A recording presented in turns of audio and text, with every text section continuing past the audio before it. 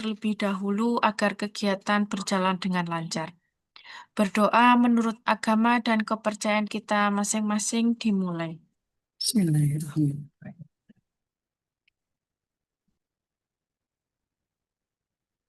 Cukup? Acara selanjutnya adalah menyanyikan lagu Indonesia Raya. Mohon Bapak, Ibu, dan teman-teman semuanya bersikap sempurna.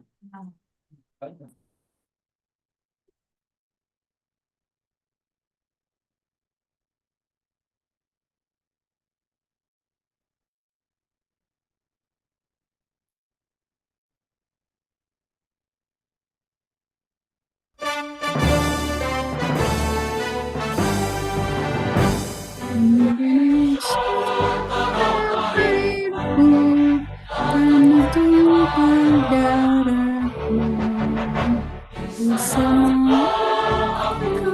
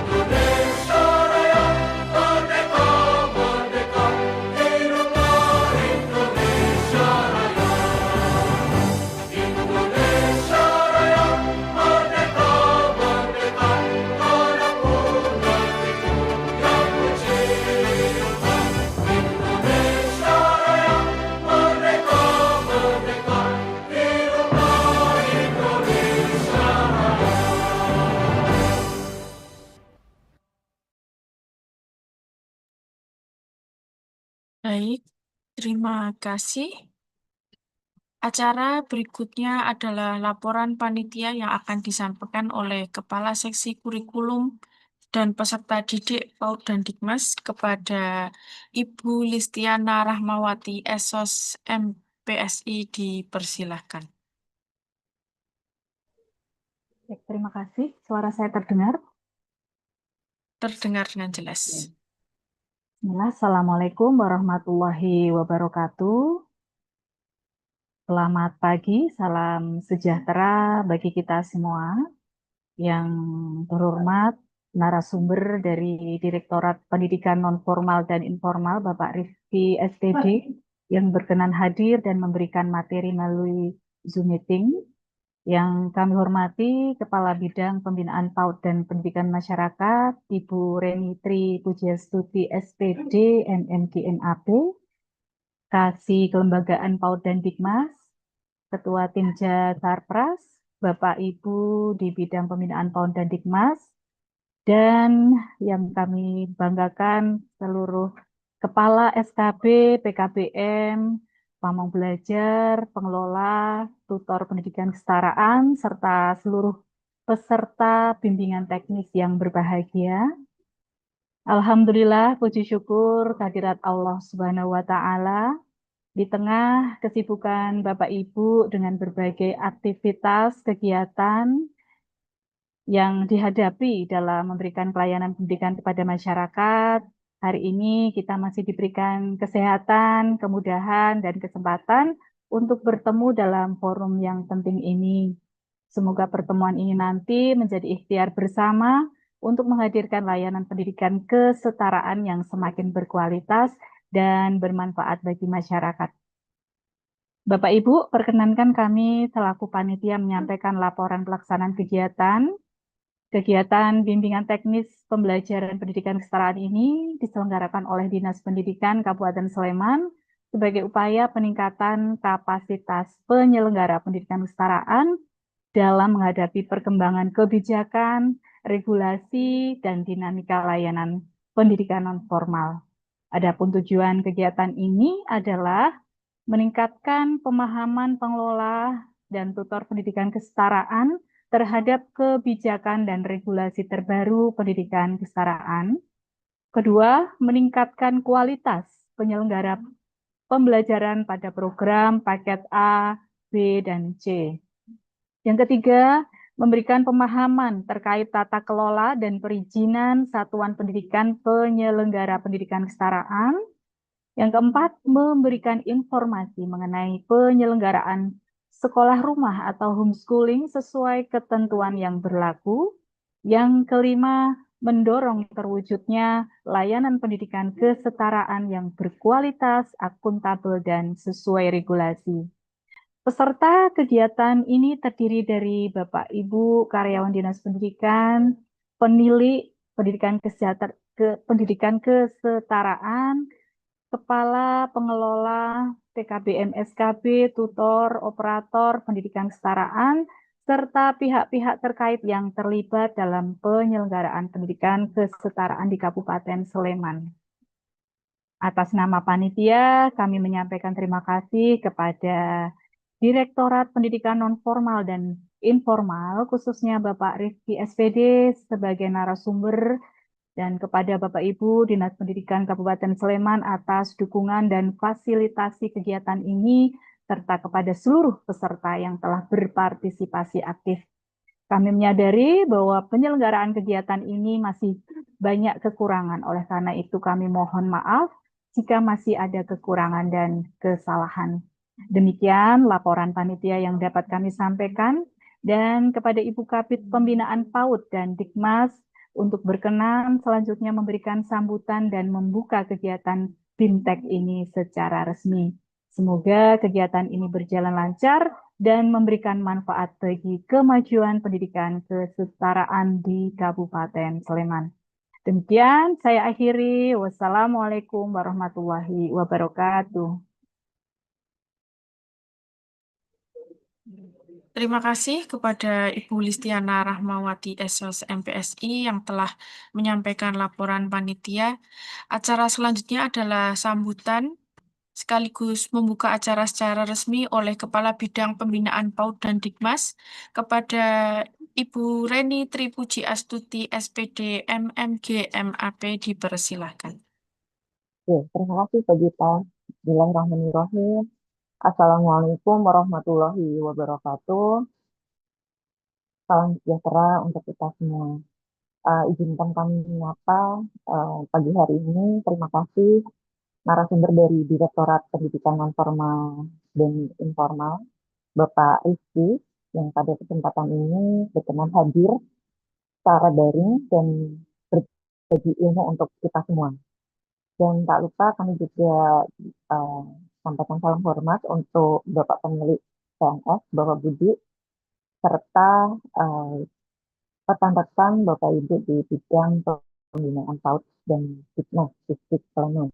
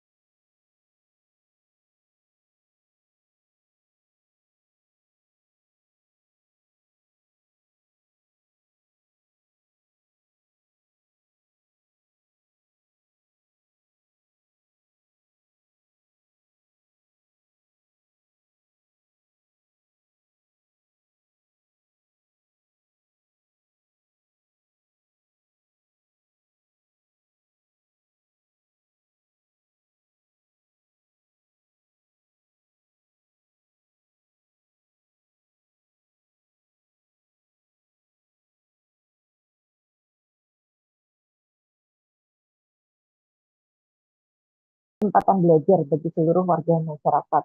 Tentunya tidak hanya di usia sekolah saja, tetapi juga meluas ya. Jadi pendidikan lifelong education. Kemudian kita tahu bahwasannya tidak semua peserta didik itu menempuh jalur pendidikan yang sama, gitu, ada yang non formal, ada yang formal gitu. Tetapi kan setiap anak, setiap warga negara itu mempunyai hak yang sama untuk memperoleh layanan pendidikan yang bermutu. Jadi prinsipnya ada pemerataan kesempatan pendidikan, tetapi juga pendidikannya juga tetap harus berkualitas.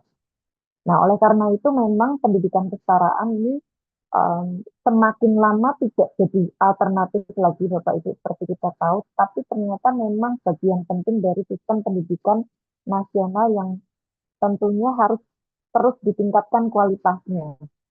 Mungkin orang tua sekarang tidak hanya beralih yang tadi, maksudnya kalau dulu mungkin jadi alternatif, tapi kalau sekarang bahkan ada orang tua itu yang memang sudah berkeinginan langsung untuk mendaftarkan putra putrinya itu langsung ke jalur non formal dengan beberapa pertimbangan. Dan tentunya tugas kita bukan hanya membantu peserta didik ini untuk mengikuti pembelajaran sampai nantinya dapat ijazah. Itu tidak seperti itu, tapi kita juga membantu mereka memperoleh pengetahuan yang sama seperti yang didapatkan di formal juga, keterampilan juga perlu ditambahkan, kemudian bagaimana juga meningkatkan potensi mereka, karakter mereka, dengan nantinya harapannya mereka punya masa depan yang baik dan lebih baik gitu.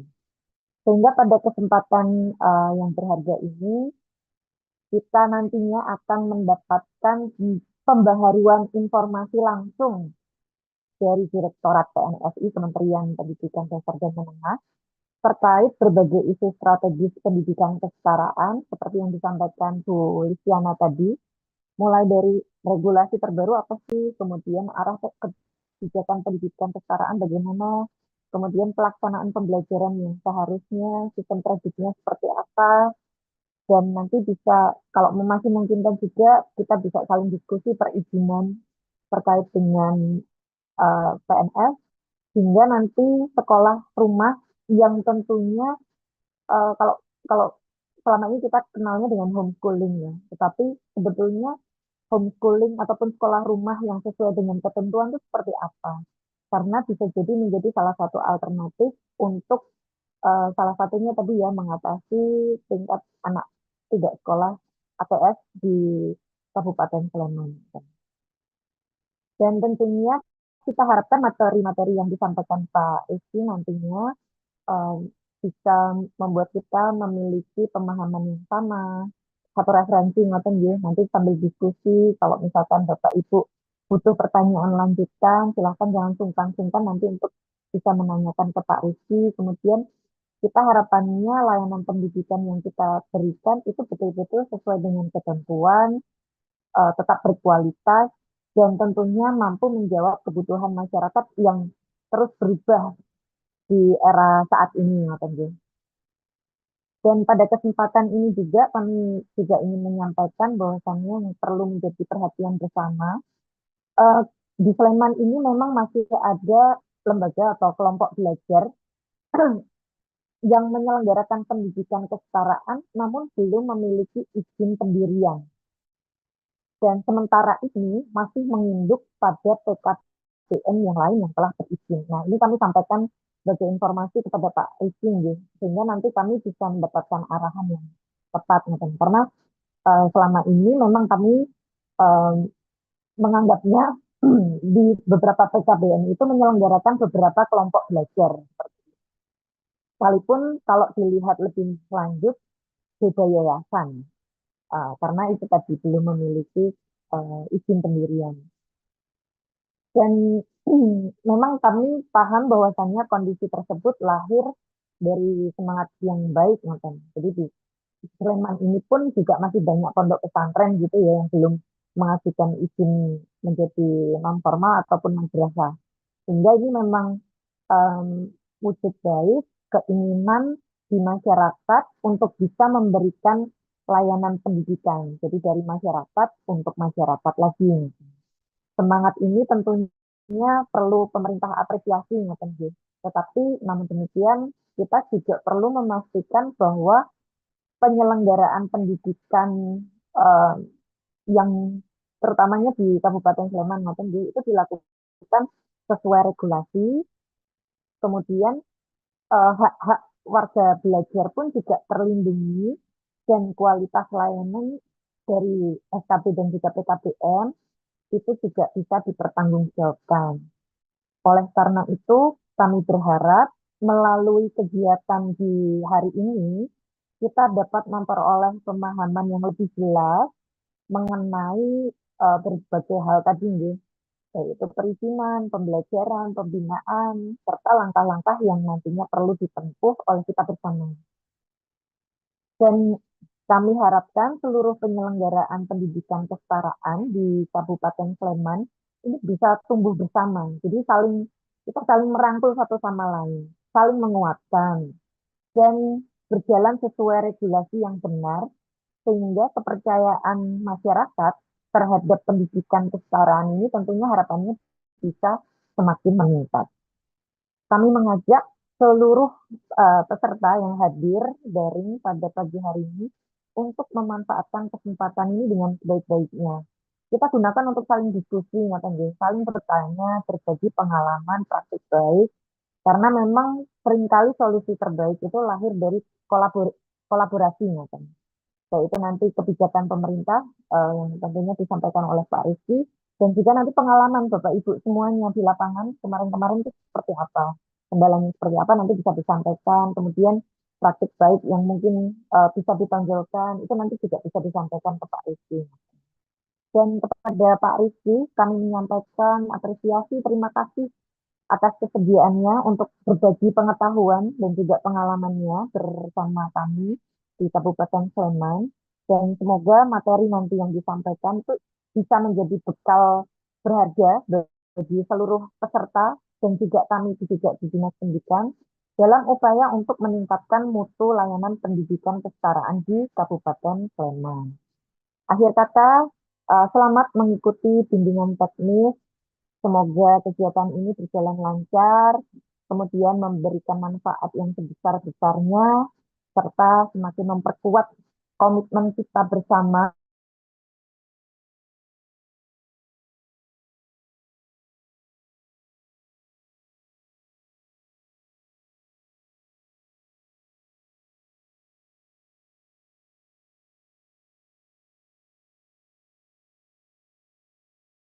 wabarakatuh. Waalaikumsalam warahmatullahi wabarakatuh. Mohon maaf Bu Kabit, tadi terakhir-terakhir agak nge-lag. Jadi mungkin tidak terdengar gitu yang bagian terakhir tadi. Yang bagian terakhir sebenarnya pembukaan fintech. Jadi Oh iya. Bismillahirrahmanirrahim, kegiatan bimbingan teknis, pembelajaran pendidikan kesetaraan resmi dimulai dan semoga bisa bermanfaat. Terima kasih. Assalamualaikum warahmatullahi wabarakatuh. Hatur nuwun. Terima kasih kepada Ibu Reni Tri Pujiastuti yang telah membuka acara secara resmi. Mohon Bapak Ibu semuanya bisa on cam. Kita menyempatkan waktu sebentar untuk foto bersama. Yang di halaman Ya, kedua tempat saya masih pada off cam. Monggo bisa on cam. Siapa ini yang mau mutun? Saya. Oh iya. Monggo pasang wajah senyum. cantik dan ganteng, senyum terbaik Bapak Ibu semuanya dan teman-teman semuanya. Sudah siap? 1, 2, 3.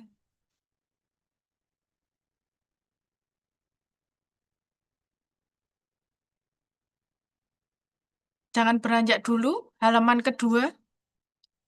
Entah siapa yang masuk halaman 1, entah halaman kedua. Mari kita pasang senyum terbaik kita. 1, 2, 3.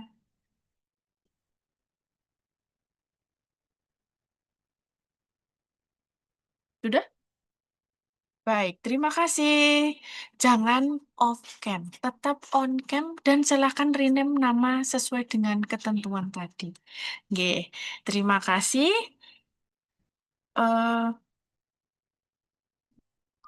Monggo Bu Reni, kalau jika ada kegiatan selanjutnya diperkenankan untuk menuju acara selanjutnya.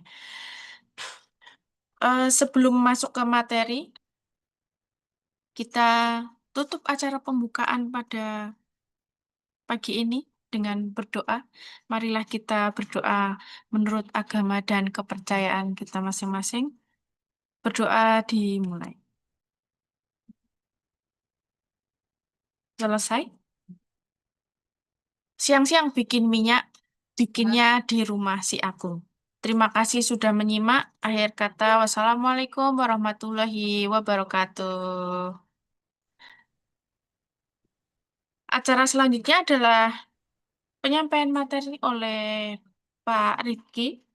Kepada Pak Rifki, monggo saya persilahkan.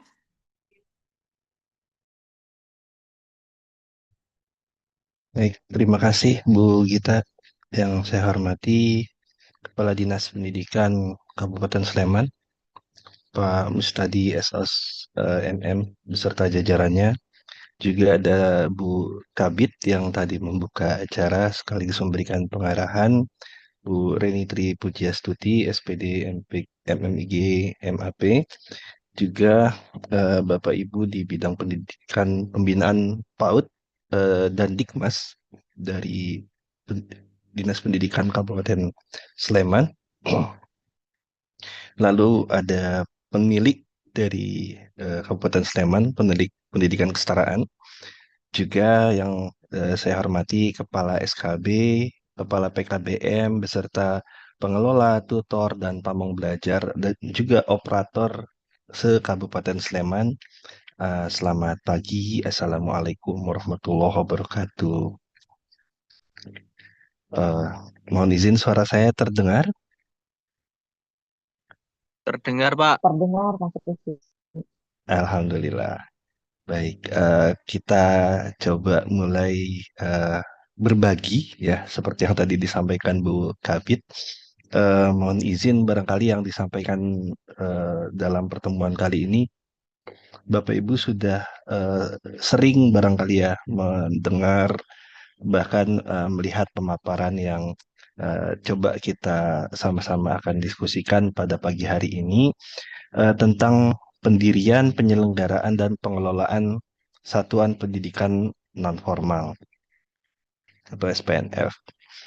Baik, secara dasar hukumnya mulai dari Undang-Undang Sistem Pendidikan Nasional, PP nomor 17, maaf, salah tulis. Ini PP nomor 17 tahun 2010 tentang pengelolaan dan penyelenggaraan pendidikan dan perubahannya di PP nomor 66 tahun 2010. Kemudian ada PP nomor 57 tentang Standar Nasional Pendidikan, Permendikbud nomor 81 tahun 2013 tentang pendirian satuan pendidikan yang boleh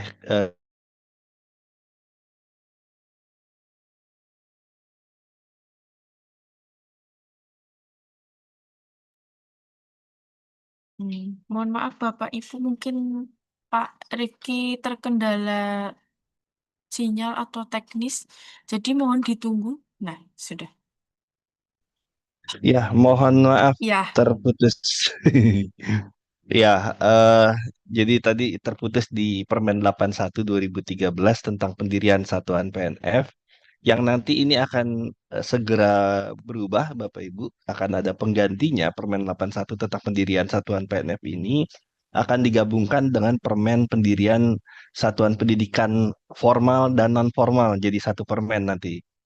Kemudian nomor 4 tahun 2016 tentang alih fungsi SKB menjadi SPNF yang juga akan include dalam permen pendirian. Dan surat edaran Sekretaris Jenderal Kemendikbudristek nomor 26 tahun 2021 tentang pemberian izin pendirian satuan pendidikan. Yang di sini di SE ini membahas tentang online single submission ya, PTSP. Oke. Baik, selanjutnya kalau kita lihat di PP nomor 17 tahun 2010 tentang pengelolaan dan penyelenggaraan pendidikan, pusat kegiatan belajar masyarakat di pasal 105 itu memiliki peran dan fungsi bagi masyarakat untuk memperoleh pengetahuan keterampilan, memperoleh keterampilan kecakapan hidup, pengembangan sikap dan kepribadian profesional, mempersiapkan diri untuk berusaha mandiri dan atau melanjutkan ke tingkat yang lebih tinggi. Nah, kalau dari 5 eh, penyelenggaraan pendidikan masyarakat di sini, saya kira sangat-sangat holistik ya di pendidikan non formal. Tidak hanya di program layanan pendidikan kesetaraan, tapi banyak juga program layanan yang lain di PP 17 2010 ini. Nah, kalau di pasal 105 PP 17 ayat 2 itu program kegiatan pada PKBM dan juga SKB sebagai satuan PNF itu mulai dari PAUD, keaksaraan, kesetaraan, pemberdayaan perempuan, kecakapan hidup, kepemudaan, keterampilan kerja, dan atau pendidikan non formal lain yang diperlukan oleh masyarakat. Jadi tidak hanya menyelenggarakan pendidikan kesetaraan, tapi juga berbagai program pendidikan masyarakat lainnya yang menjadi PKBM benar-benar sebagai pusat kegiatan belajar masyarakat gitu. Nah, kenapa di PP 17 di undang-undang itu hanya ada PKBM gitu? Bagaimana dengan SKB? SKB secara entitas sebetulnya sudah ada sejak sejak awal adanya pendidikan non formal ya. Namun secara nomenklatur SKB baru ada di Permen 4 2016. Artinya di Undang-Undang Sisdiknas di PP 17 tahun 2010 tentunya lebih muda eh, undang-undang dan PP-nya ketimbang Permendikbud nomor 4 tahun 2016. Oleh karenanya entitas SKB sebagai satuan pendidikan pada saat Undang-Undang Sistem Pendidikan Nasional diterbitkan dan PP 17 juga diterbitkan, entitasnya belum menjadi satuan PNF, makanya disebutkan di sini satuan PNF-nya hanya PKBM. Gitu. Tapi di sini sudah beralih fungsi SKB menjadi UPT Satuan Pendidikan Non Formal yang juga menjadi penyelenggara pendidikan non formal. Nah, kalau kita bicara eh, sebagai alternatif ya yang tadi Bu Kabit bilang gitu ya. Betul sekali, banyak masyarakat yang sekarang memilih pendidikan kesetaraan pada pendidikan non formal sebagai alternatif gitu. Karena banyak pro-nya, banyak positifnya gitu ya ketika memilih pendidikan non formal sebagai alternatif gitu yang tidak didapatkan di pendidikan formal gitu. Jadi kalau di Undang-Undang Sisdiknas, pendidikan formal itu terstruktur berjenjang gitu ya. Di pendidikan non formal itu dapat dilakukan secara terstruktur dan berjenjang. Artinya kalau dapat kan bisa iya bisa tidak gitu. Nah, pendidikan kesetaraan ini satu-satunya pendidikan non formal yang terstruktur dan berjenjang. Nah, kalau di IPM, Indeks Pembangunan Manusia, ini alat ukur kinerja di pemerintah baik di pusat maupun di daerah gitu ya. Kalau di pemerintah daerah, angka indeks pembangunan manusia di dimensi pendidikan itu dapat didukung oleh angka tidak APS ya maaf, angka partisipasi sekolah, rata-rata lama sekolah dan harapan lama sekolah itu HLS. Nah, tentunya sasarannya adalah yang tidak bersekolah ini gitu. Nah, bagaimana meningkatkan angka partisipasi sekolah melalui rata-rata lama sekolah dan penanganan anak usia sekolah yang tidak sekolah di pendidikan non formal melalui pendidikan kesetaraan. Jadi ini dimensi dan indikator IPM pada pendidikan, harapan lama sekolah dan rata-rata lama sekolah yang penghitungnya adalah jumlah penduduk di atas 25 tahun. Jadi kalau 7-18 tahun gitu ya, itu menjadi penghitung angka partisipasi sekolah. Tapi untuk menghitung rata-rata lama sekolah, jumlah yang dihitung tahunnya adalah penduduk di atas 25 tahun. Artinya kalau masyarakat kita masih belum terlayani pendidikan dasarnya, maka rata-rata lama sekolahnya akan terdampak seperti itu. Nah, pengaruhnya di mana kalau angka ini meningkat? Nanti dana alokasi umum dan alokasi khusus dari APBN untuk dititipkan di APBD itu akan juga meningkat. Tapi itu mungkin nanti di lain kesempatan akan kita dalami gitu ya. Nah, seperti yang tadi saya sampaikan, dalam sistem pendidikan nasional kita ada 3 jalur yang saat ini kita kenal ya. Jalur formal, non formal, dan informal. Di pendidikan formal itu adalah jalur pendidikan yang terstruktur dan berjenjang, yang terdiri atas pendidikan dasar, menengah, dan pendidikan tinggi. Nah, kalau non formal itu adalah jalur pendidikan di luar pendidikan formal yang dapat dilaksanakan secara terstruktur dan berjenjang. Nah, pendidikan informal adalah jalur pendidikan dan keluarga dan lingkungan. Jadi kalau kita lihat diagram Venn ini, satu-satunya jalur pendidikan non formal, program layanan yang terstruktur dan berjenjang itu hanya pendidikan kesetaraan. Ada satu lagi kursus yang memiliki kualifikasi kerangka nasional Indonesia itu, kerangka kualifikasi nasional Indonesia itu atau KKNI. Itu juga terstruktur dan berjenjang juga sebetulnya gitu. Tapi sasarannya bukan ke capaian pembelajaran akademik tapi lebih ke vokasional. Nah, yang non formal yang lainnya ini tidak terstruktur dan tidak berjenjang. Percakapan hidup, pendidikan remaja, pelatihan yang sifatnya berdampak cepat gitu ya. Itu tidak terstruktur dan tidak berjenjang. eh untuk mendirikan PKBM ya berlaku juga untuk SKB, namun kondisinya saat ini di Permen 81 belum menyasar itu ya, karena Permen nomor 4 2016 terbit 3 tahun setelahnya gitu. eh Difokuskan untuk kesiapan dan kelayakan penyelenggara gitu. Jadi sebelum mendirikan PKBM, siapa saja yang bisa mendirikan di Permen 81 ini perorangan bisa mendirikan kelompok orang atau badan hukum, yayasan atau perkumpulan. Nah, kedepannya ini yang nanti akan kita perkuat dari legalitas pendirian satuan pendidikan untuk diarahkan menjadi badan hukum gitu, di yayasan atau perkumpulan. Nah, karena dulu bisa didikan oleh orang perorangan, maka dia yang jadi ketua penyelenggaranya, dia juga yang jadi kepala satuan pendidikannya gitu. Sementara kalau kita mau mendirikan PKBM, kita mau menyelenggarakan PKBM secara profesional gitu ya, maka ketua penyelenggara, ketua yayasan gitu ya, itu harus punya fungsi yang berbeda, harus punya tugas yang berbeda dengan kepala satuan gitu. Karena kepala satuan pendidikan fokusnya di manajerial pembelajaran. Kalau ketua penyelenggara fokusnya adalah bagaimana caranya supaya satuan pendidikan yang diselenggarakannya itu berjalan dengan baik gitu, mulai dari pembiayaan sampai dengan dukungan sarana prasarana dan fasilitasi lain gitu. Untuk persyaratan pendirian satuan PNF, administratifnya itu ada 2 syarat ya, syarat administratif dan syarat teknis. Yang ini kadang-kadang sering luput di PTSP, bahkan di Dinas Pendidikan juga barangkali perlu diperkuat gitu ya. Mulai dari administratif, fotokopi KTP pendirinya, susunan pengurus, rincian tugasnya, surat keterangan domisili, keterangan kepemilikan atau kuasa penggunaan tempat pembelajaran selama 3 tahun, dan dalam hal pendiri adalah badan hukum, lampiran surat ketetapan badan hukum dari kementerian yang membidangi hukum. Nah, ini sebagai bocoran Bapak Ibu, keterangan penggunaan tempat selama 3 tahun di Permen 81 ini akan dipanjang menjadi 6 tahun surat keterangan kepemilikan atau kuasa penggunaannya. Artinya, kalau misalkan sewa gitu ya, sebetulnya di sini lebih lebih apa ya, lebih singkat gitu. Dan kalau mau diimplementasikan, kalau sudah habis masa sewa, masa pinjam atau masa penggunaan tempat belajar selama 3 tahun, nanti di permen terbarunya akan menjadi 6 tahun, itu penyelenggara wajib mengakuisisi, wajib punya gitu.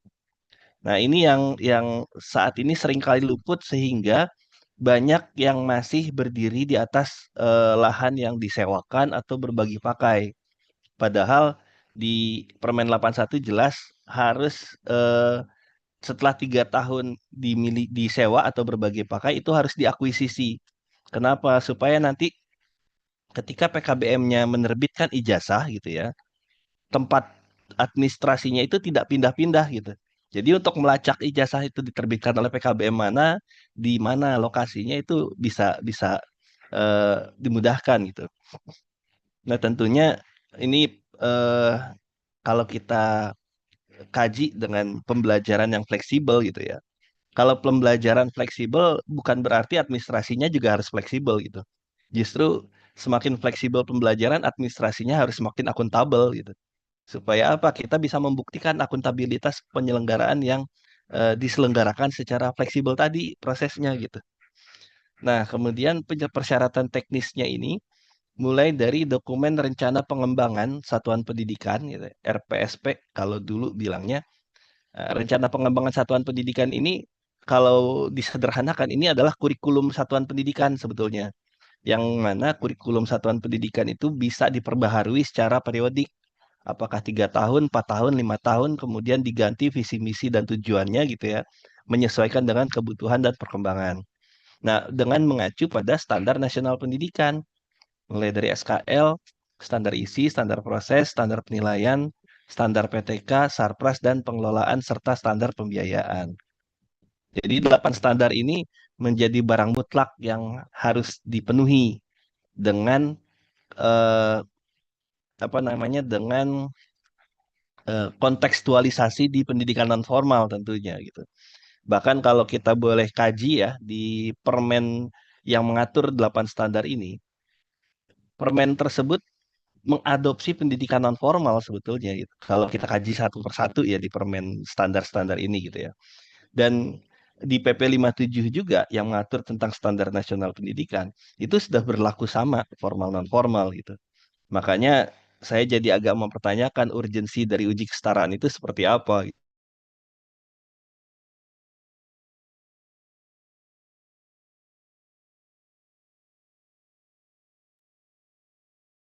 Mohon maaf Bapak Ibu, mohon ditunggu sebentar.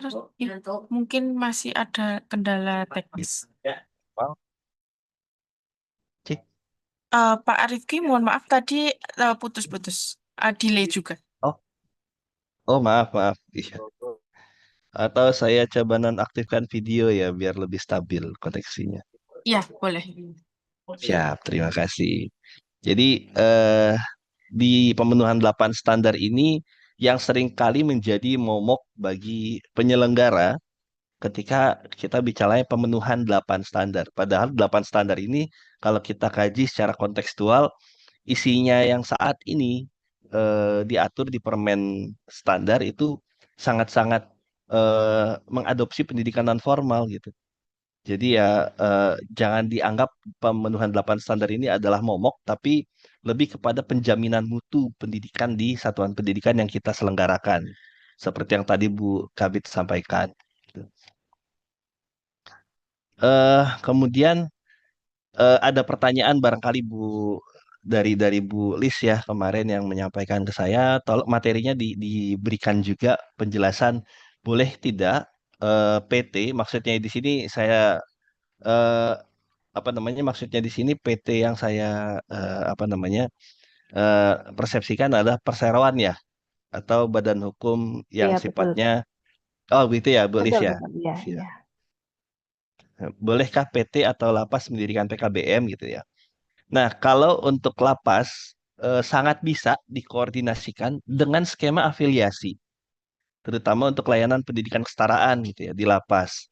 Mengingat hal-hal sebagai berikut.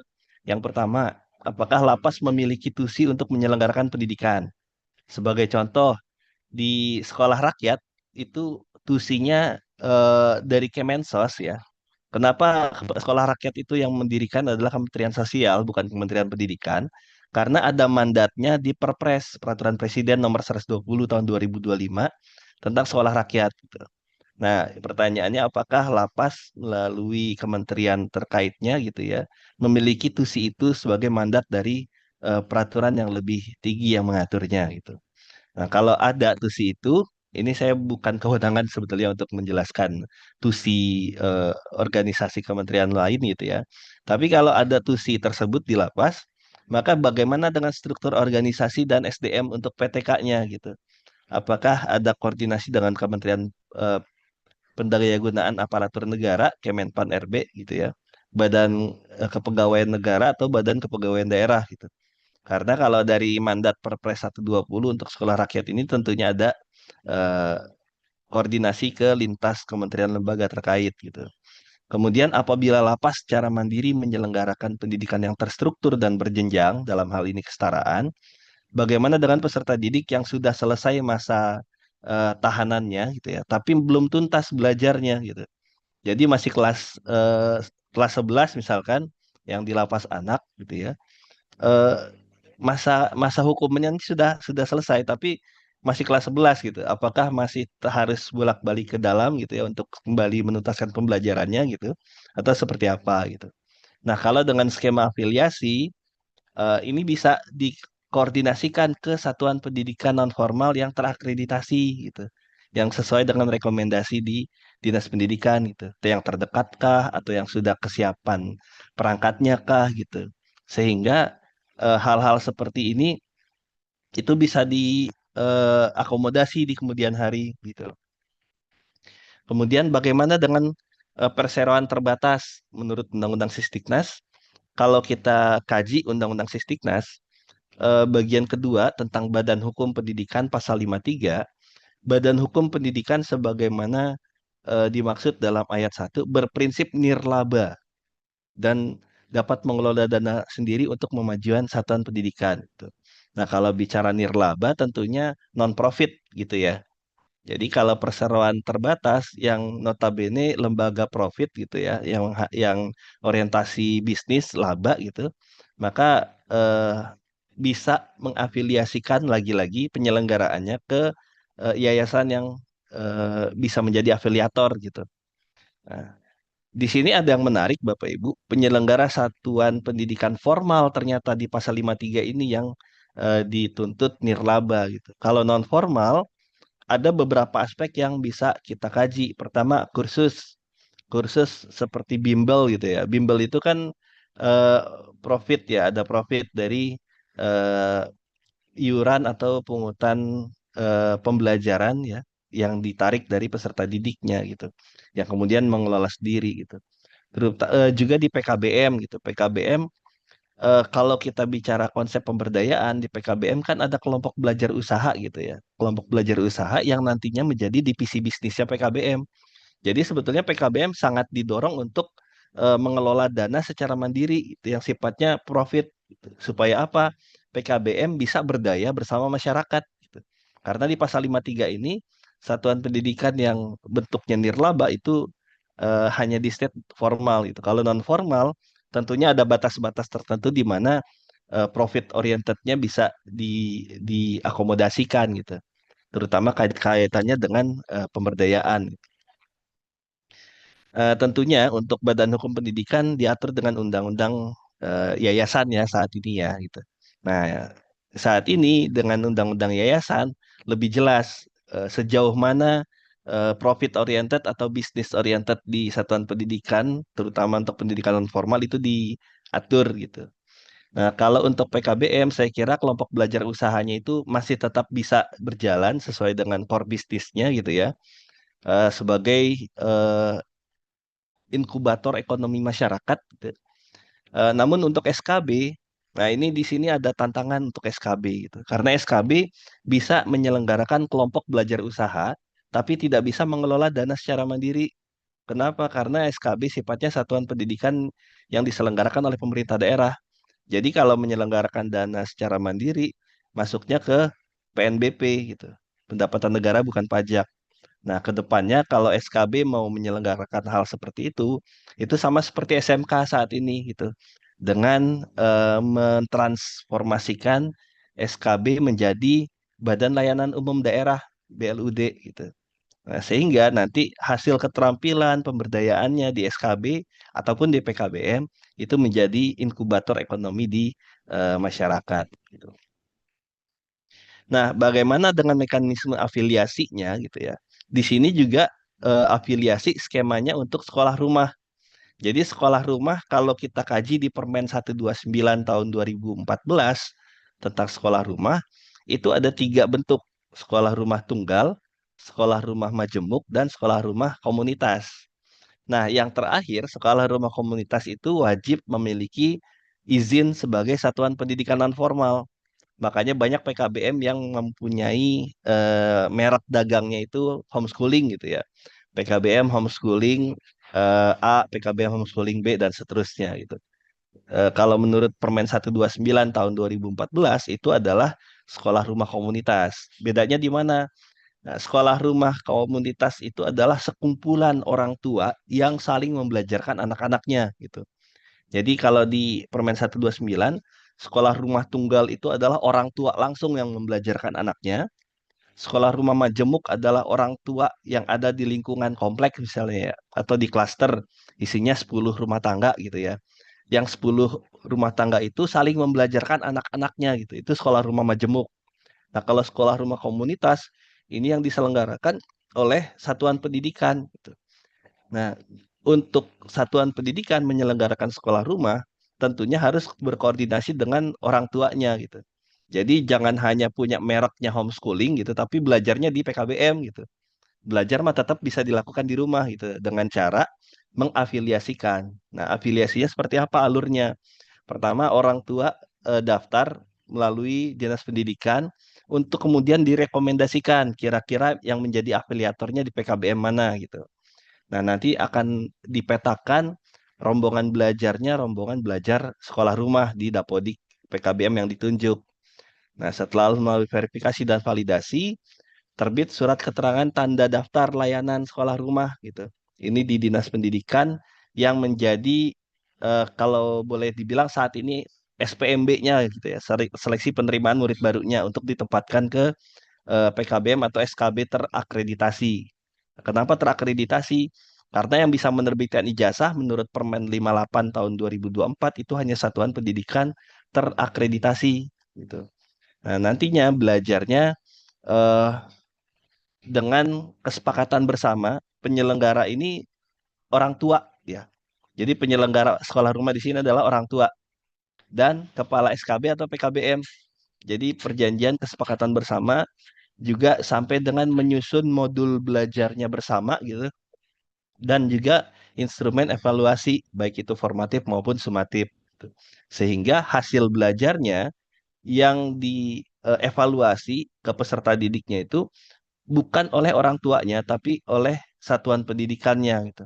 Kenapa? Karena kalau diajarkan oleh orang tua, kemudian yang menilai juga orang tua, tentunya ada subjektivitas di sana gitu. Nah, oleh karenanya perlu yang dievaluasi itu pengampu evaluasinya adalah satuan pendidikan tempat anak didiknya itu didaftarkan gitu atau berafiliasi.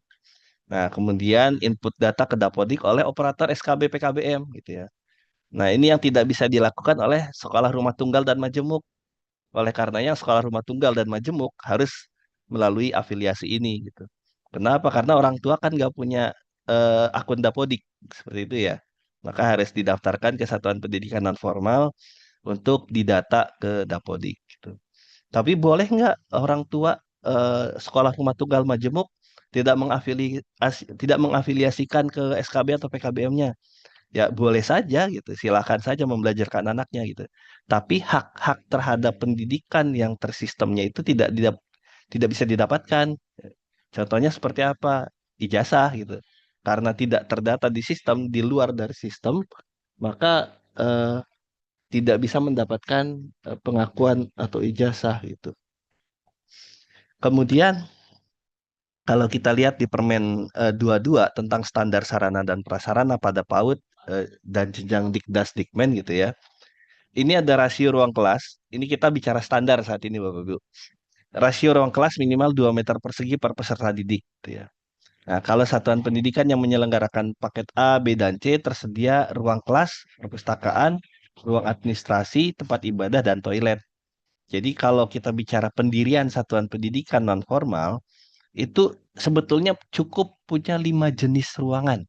Ruang kelas, perpus, ruang administrasi, tempat ibadah, dan toilet gitu ya. Tapi di pasal 12-nya, rasio ruang kelasnya minimal 2 meter persegi. Gitu. Artinya kalau punya peserta didik 100, maka ruang kelasnya harus punya 200 meter persegi gitu. Nah, di sini yang menarik kenapa saya bilang menyadur konsep pendidikan non formal dalam standar sarana prasarana ini karena bisa dimiliki oleh penyelenggara secara mandiri atau berbagi sumber daya gitu. Nah, yang ditekankan harus dimiliki secara mandiri yang tadi ada jangka waktu 3 tahun, 6 tahun gitu ya. Itu hanya untuk ruang administrasi sebetulnya. Tempat ijazah diterbitkan. Kalau ruang kelas Nah, fleksibilitas pembelajaran di pendidikan non formal kita, eh, misalkan ya, belajarnya di balai desa gitu. Dalam 2 rombel belajarnya di balai desa gitu. Nah, satu rombel misalkan 30 anak. Dikali 2 rombel berarti ada 60 anak misalkan gitu ya. Ruang balai desanya 200 meter persegi, sementara yang dibutuhkan adalah 120 meter persegi gitu. Karena 60 maaf 30 60 kali 2 meter ya. Yang dibutuhkan adalah 120 meter persegi. Itu udah cukup sebetulnya gitu. Tinggal bagaimana membuktikan lagi-lagi apa akuntabilitas dari berbagi sumber daya itu. Apakah ada perjanjian kerjasama antara PKBM dan kepala desa untuk memanfaatkan ruang balai desanya gitu. Nah, disitulah fleksibilitas yang harus dibuktikan dengan akuntabilitas gitu. Jadi jangan jangan hanya claiming gitu ya. Kami belajarnya di balai desa, belajarnya di pematang sawah gitu. Tapi akuntabilitas untuk membuktikan itu tidak dipenuhi gitu. Nah, disitulah perbedaan antara fleksibilitas pembelajaran dengan akuntabilitasnya seperti itu. Em, Lalu untuk standar pengelolaan pada PAUD, Dikdas dan Dikmen ya di Permen 26 2023 eh, 2025 maaf. Eh, Pasal 5 ada perencanaan kegiatan pendidikan yang dituangkan pada rencana kerja satuan gitu ya. Nah, rencana kerja satuan ini yang di awal tadi saya bilang adalah kurikulum satuan pendidikan gitu ya, atau RKS kalau di Arkas ya. Kalau untuk pembiayaan ada Arkas, di manajemen pembiayaan di dinas ada Markas gitu ya. Sebetulnya itu bagian dari eh, kurikulum satuan pendidikan dari sisi pembiayaan. Nanti kita akan simak apa namanya dokumen kurikulum satuan pendidikan itu seperti apa sih gitu. Kemudian pasal 7 perencanaan kegiatan di bidang kurikulum. Nah, ini kan tadi eh, secara keseluruhan ya penyelenggaraan rencana kegiatan pendidikan secara keseluruhan. Nah, ada rencana kegiatan pendidikan di bidang kurikulum pembelajaran mulai dari kurikulum satuan pendidikannya, program pembelajaran dan program penilaian. Kemudian di sini pasal 8 ayat 2 jumlah peserta didik setiap rombel paling banyak untuk paket A itu 20 orang, paket B 20, 25, paket C 30. Jadi kalau PKBM menyelenggarakan hanya paket C gitu ya, tiap-tiap rombelnya hanya berisi maksimal 30 orang peserta didik atau murid. Nah, berapa maksimal jumlah rombongan belajarnya di Permen 26 ini untuk pendidikan satuan pendidikan penyelenggara kesetaraan itu jumlah maksimalnya 36 rombel. Artinya kalau hanya menyelenggarakan paket C, maka maksimalnya 30 kali 36 rombel, yaitu tidak boleh lebih dari 1080 rombel gitu. Kemudian tentang ijazah. Ini yang tadi saya bilang kenapa afiliasinya ke satuan pendidikan terakreditasi. Karena pasal 3 ayat 2 di Permen nomor 58 2024 ini, ijazah diterbitkan oleh satuan pendidikan yang terakreditasi. Nah, termasuk di dalam Permen 58 pasal 3 ayat 3 kita boleh lihat gitu ya, ijazah memuat ya, memuat nomor ijazah nasional NIN kalau sekarang sudah ijazah gitu, nama satuan pendidikan, NPSN, nama lengkap, tempat tanggal lahir, nomor induk siswa nasional itu ya, dan pernyataan dan seterusnya sampai nama penanda tangan kepala satuannya gitu. Nah, di sini ada beberapa pertanyaan barangkali yang sering masuk ke chat saya gitu. Eh, Sebelum ijazah, ini masih banyak peserta didik lulusan yang belum punya NISN gitu ya. Waktu itu 2024 ke belakang barangkali masih bisa diberikan diskresi.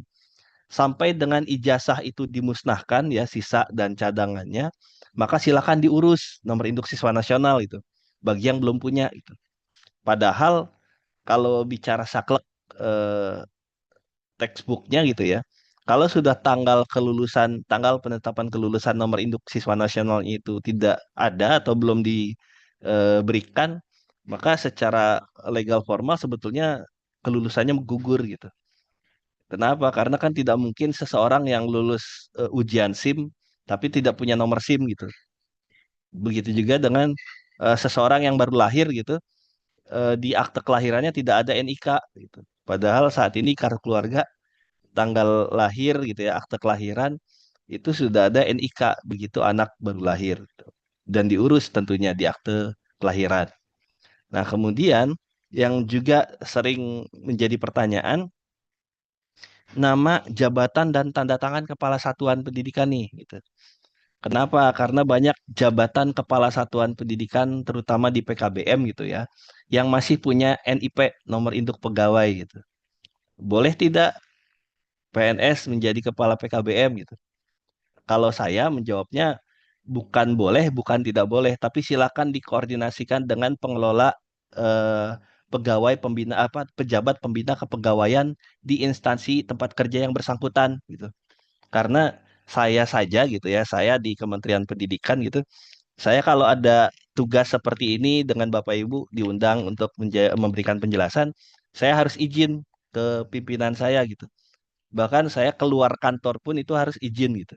Bagaimana dengan pegawai yang mengelola PKBM gitu, yang dia harus menyairkan dana BOP-nya, yang harus dia menyusun kurikulum bersama tutor dan peserta didiknya dengan lingkup organisasinya gitu. Kira-kira seperti apa pejabat pembina kepegawaian tempat instansi yang bersangkutan bekerja gitu. Ini yang barangkali perlu dipertegas gitu. Kalau PPK-nya bilang boleh, itu bagian dari tugasnya, ya silakan saja gitu. Tapi kalau PPK-nya bilang, loh kan tupoksinya bukan di PKBM, nah itu lain cerita gitu ya. Jadi yang bisa bilang boleh atau tidak boleh itu adalah pejabat pembina kepegawaian di instansi tempat yang bersangkutan bekerja. Tapi umumnya tidak boleh. Baik, kemudian di PP 57 tentang Standar Nasional Pendidikan di pasal 35 kurikulum, ini saya kira Bapak Ibu nanti bisa membaca sekilas saja karena PP 57 turunannya adalah peraturan menteri yang tadi, Permen SKL, Permen Standar Isi, Permen Standar Proses gitu ya, dan lain-lain gitu. Jika di Permen nomor 12 yang saat ini sudah diganti nomor 13 tahun 2025 tentang kurikulum, ya, satuan pendidikan mengembangkan kurikulum satuan yang paling sedikit memuat karakteristiknya, visi misi dan tujuannya, organisasi pembelajaran dan perencanaan pembelajaran. Tuh. Nah, sudah ada juga panduan penyusunan kurikulum satuan pendidikan. Gitu.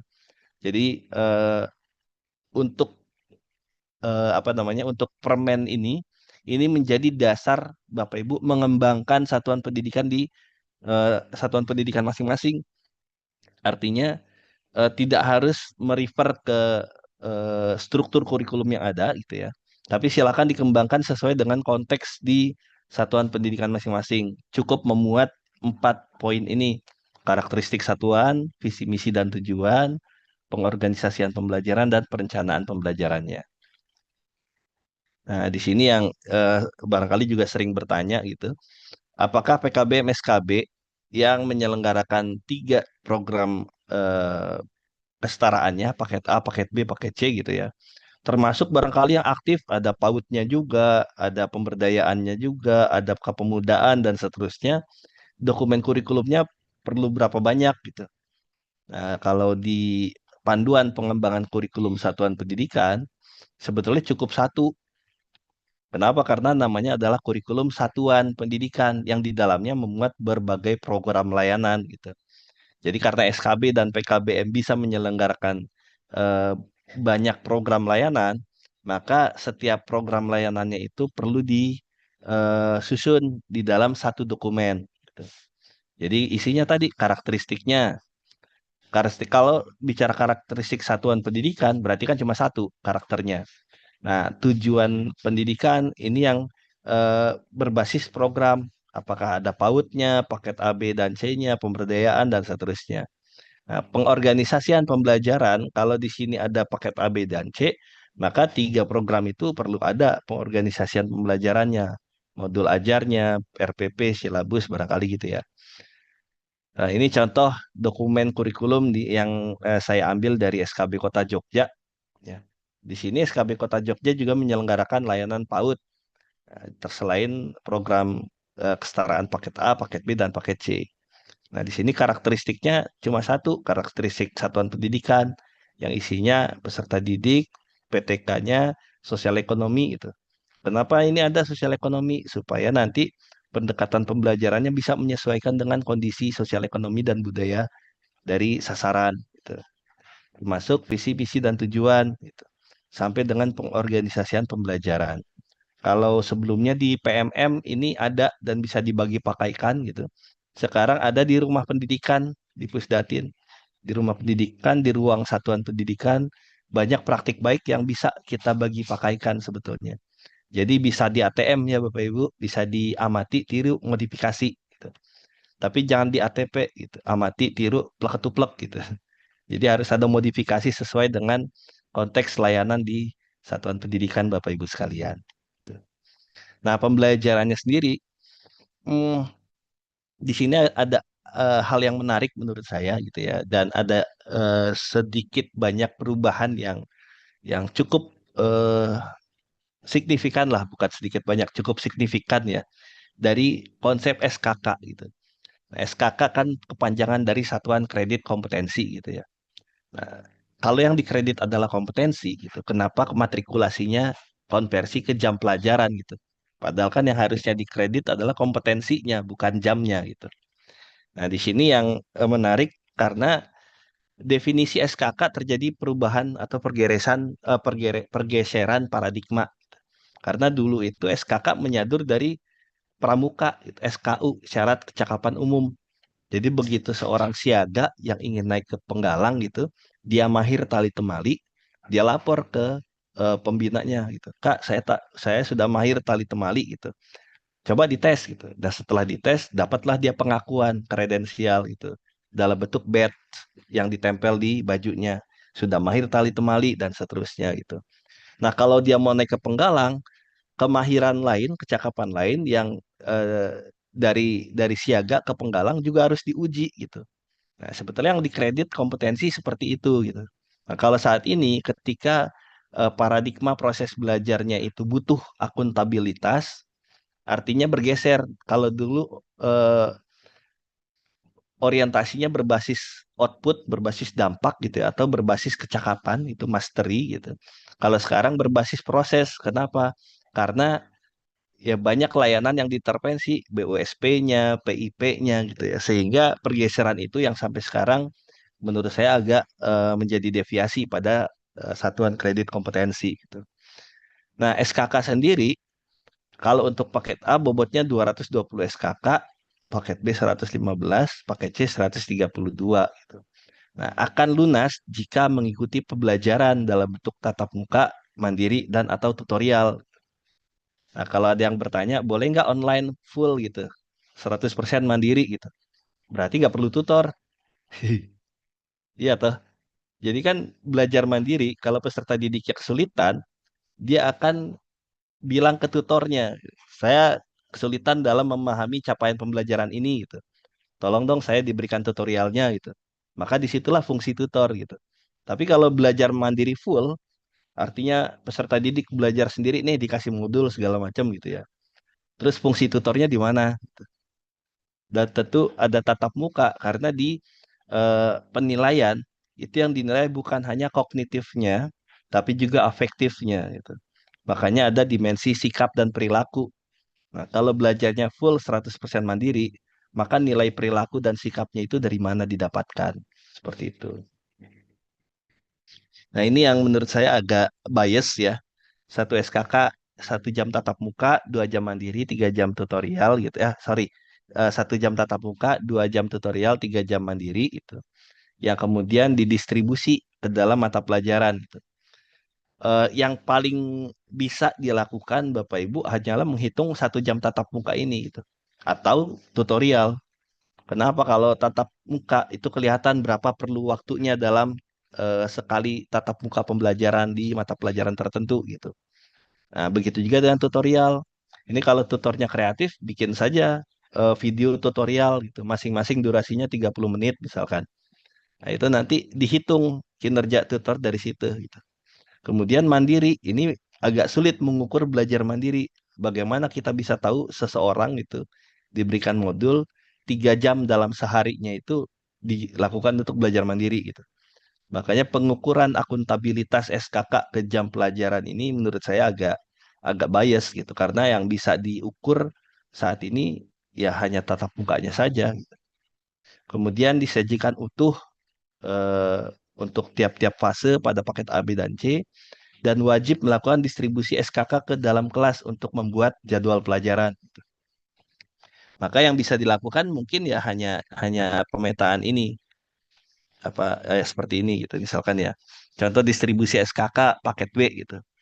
Kalau di kurikulum 2013 pembobotan ini sudah ada pertingkatan gitu SKK-nya.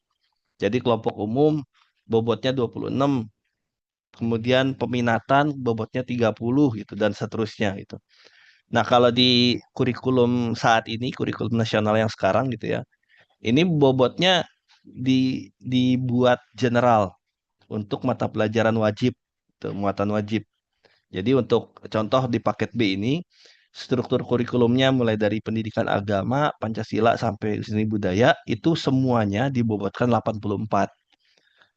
Untuk pemberdayaan keterampilan bobotnya 29 untuk 3 tahun kelas 7, 8, 9. Nah, untuk total mata pelajaran wajib dan muatan khusus itu totalnya 113 penjumlahan dari 84 plus 29. Ditambah muatan lokal gitu, yang 2 SKK ini dalam waktu 3 tahun. Maka totalnya 115 tadi ya untuk paket B ada 115 SKK. Yang mana pembagiannya 70% mata pelajaran umum, 30% muatan khusus keterampilan pemberdayaan gitu. Nah, kalau menurut saya sih untuk peserta didik usia sekolah ini sangat wajar ya, karena peserta didik usia sekolah kan belum eh, ke arah vokasional ya, tapi lebih kepada pengetahuan umumnya. Tapi apakah bisa diintegrasikan dengan muatan khusus? Sangat bisa gitu. Contoh yang dilakukan di beberapa PKBM gitu ya, itu mengintegrasikan muatan umum ke muatan khusus dengan pertanian terpadu dan seterusnya. Kemudian ini contoh deliverynya. Misalkan tadi bobotnya 40 gitu ya untuk tahun pertama paket C, tahun kedua dan tahun ketiga kelas 11 12 untuk fase F ini itu bobotnya 82 gitu. Silakan didistribusikan sesuai dengan eh, kebutuhan gitu. Jadi kalau pendidikan agama, oh ini peserta didiknya udah dari pesantren gitu, maka bobotnya cukup 2 aja gitu, karena pendidikan agamanya sudah didapatkan lebih dulu gitu. Yang diperlukan adalah bahasa gitu, bahasa Indonesia, bahasa Inggris dikasih 4. Ini boleh gitu. Atau mata pelajaran yang lain yang dianggap lebih perlu, bobotnya diberikan lebih besar itu sangat boleh gitu. Nah, ini contoh pendistribusiannya dari 115 SKK paket B ke 3 tingkatan fase D pada kelas 7, 8, 9.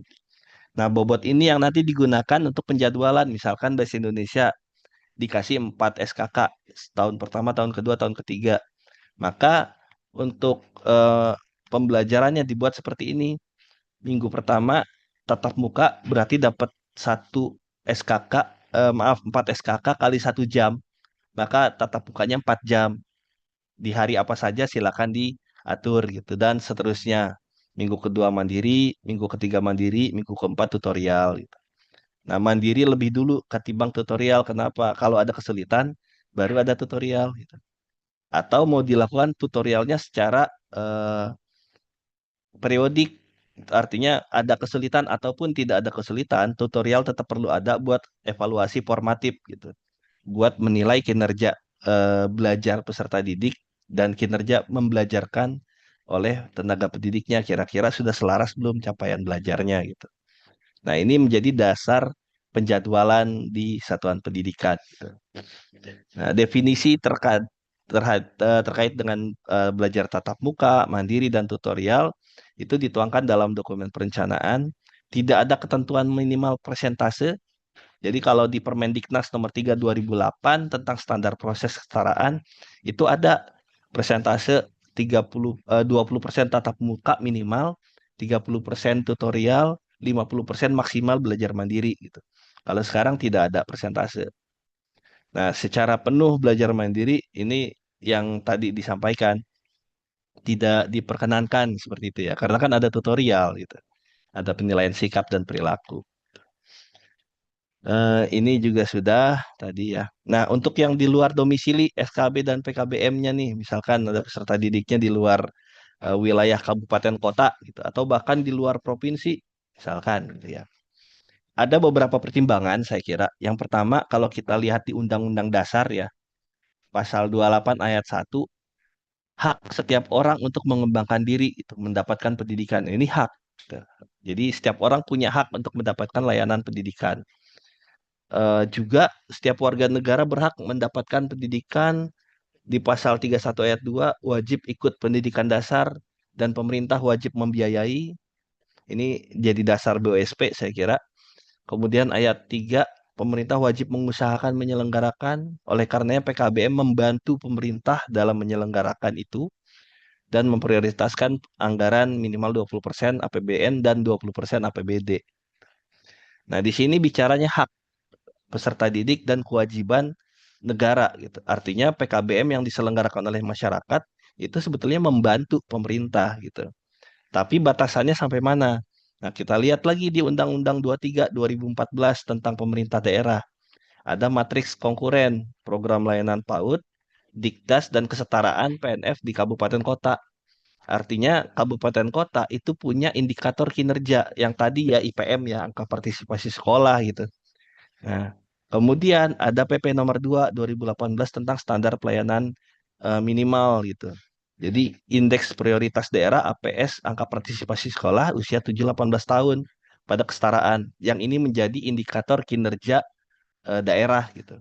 Nah, sekarang kalau kita bicara hak, setiap orang berhak mendapatkan layanan pendidikan. Tapi pemerintah daerah juga punya tanggungan gitu.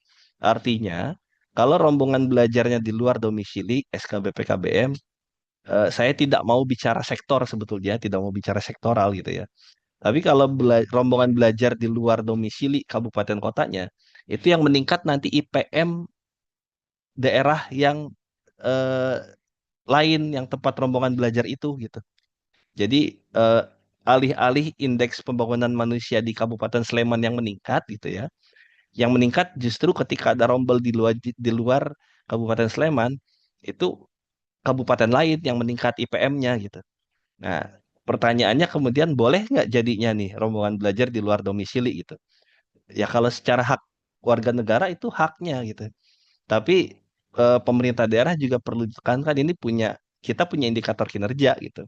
Jadi boleh atau tidaknya tergantung dari pemerintah daerah gitu. Silakan dikoordinasikan antar daerah juga kalau perlu gitu.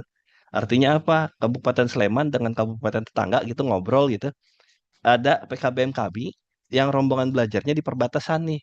Kalau peserta didiknya belajar di tempat Anda gitu ya, kejauhan. Tapi ada PKBM kami dekat di perbatasan gitu. Nah, cuman kami mohon izin karena operasionalnya ada di Kabupaten Sleman, sementara rombelnya ada di Kabupaten Anda gitu ya. Kami mohon izin gitu. Matur-matur. Nah kan seperti itu enak gitu ya. Haknya terpenuhi, kewajibannya juga bisa dipenuhi juga gitu. Kemudian standar penilaian di sini yang sering apa namanya eh, menjadi polemik gitu ya.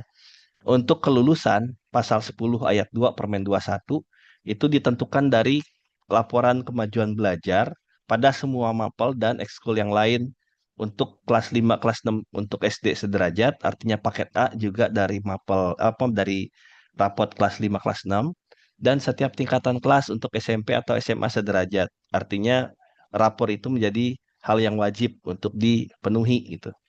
Hasil penilaian belajar si peserta didiknya gitu.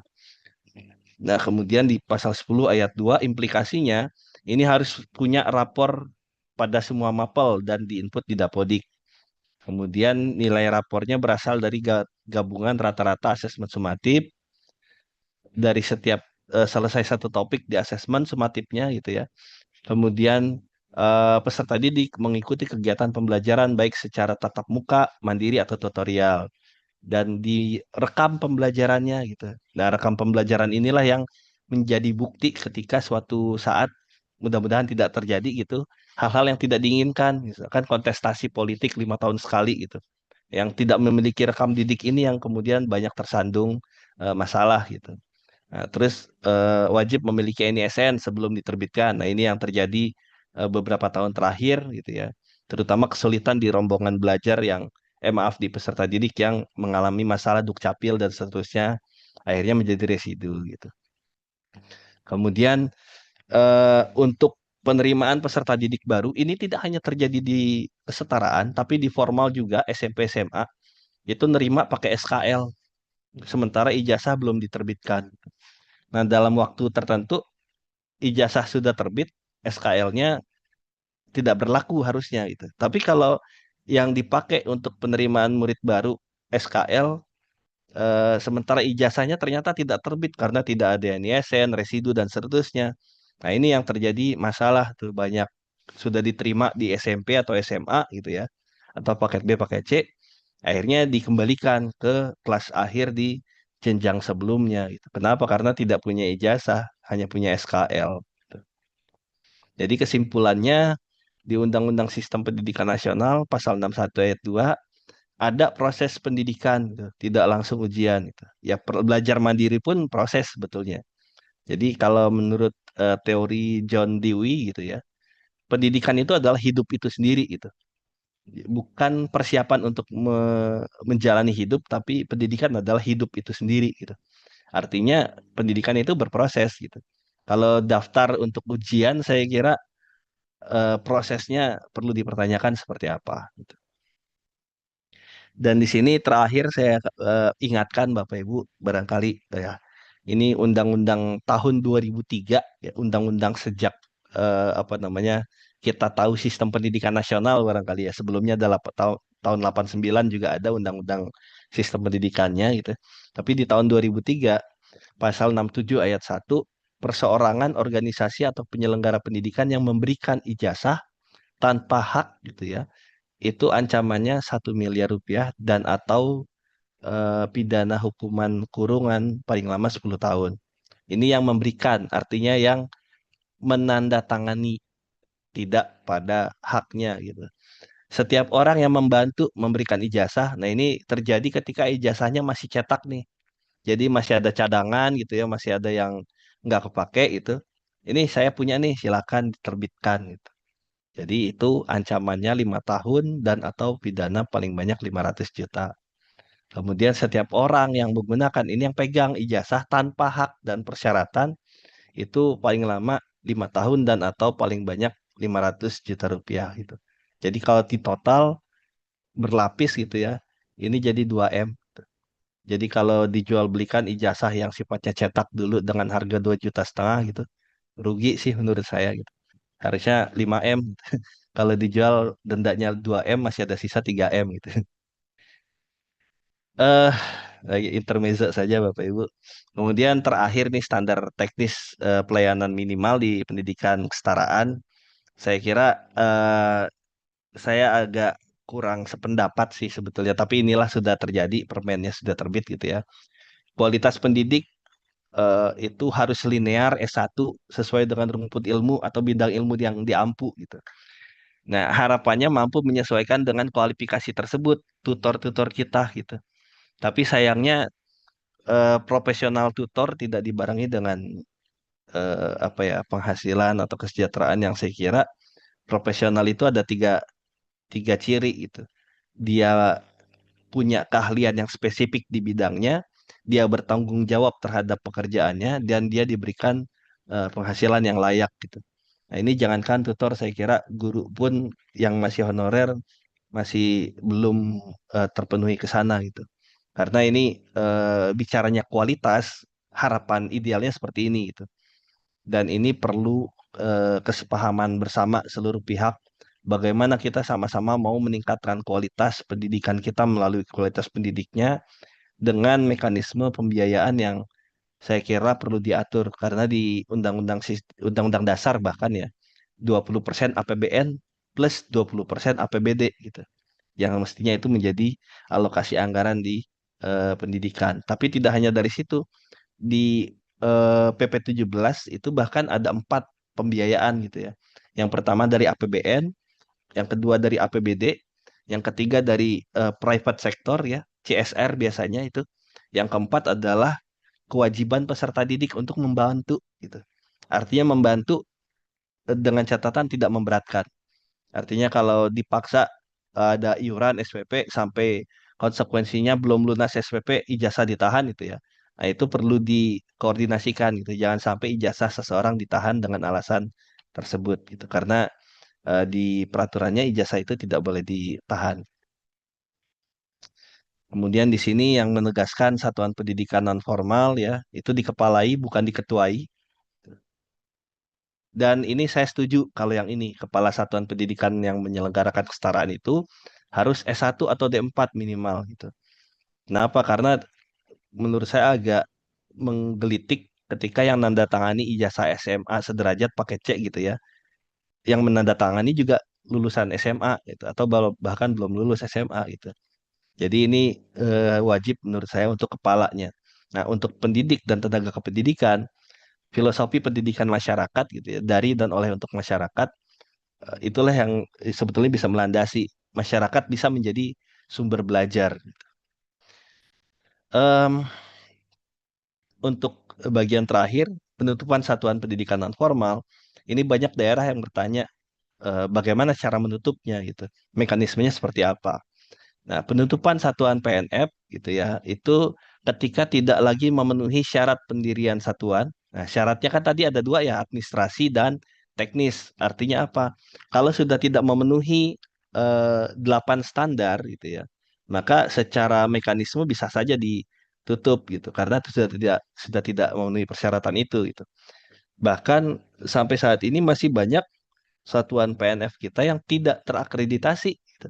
Ini bukannya belum, tapi tidak gitu. Kalau belum terakreditasi kan artinya belum diakses ya, belum dinilai.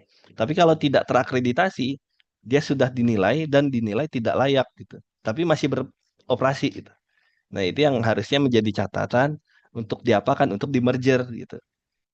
Untuk di-merger ke satuan pendidikan yang terakreditasi gitu. Karena apa? Kelayakannya gitu. Kemudian dari updating atau pembaharuan data secara periodik, kalau 2 tahun berturut-turut itu tidak menyelenggarakan program pendidikan, maka bisa dilakukan penutupan oleh pemerintah kabupaten kota gitu. Nah, penutupan itu dapat dilakukan berdasarkan evaluasi tim yang dibentuk oleh kepala dinas. Bisa melibatkan inspektorat daerah juga bahkan gitu ya.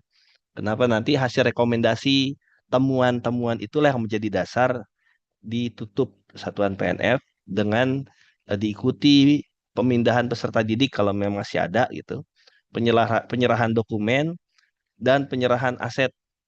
Nah, di sini kenapa satuan PKBM kita terutama itu diharapkan memiliki badan hukum.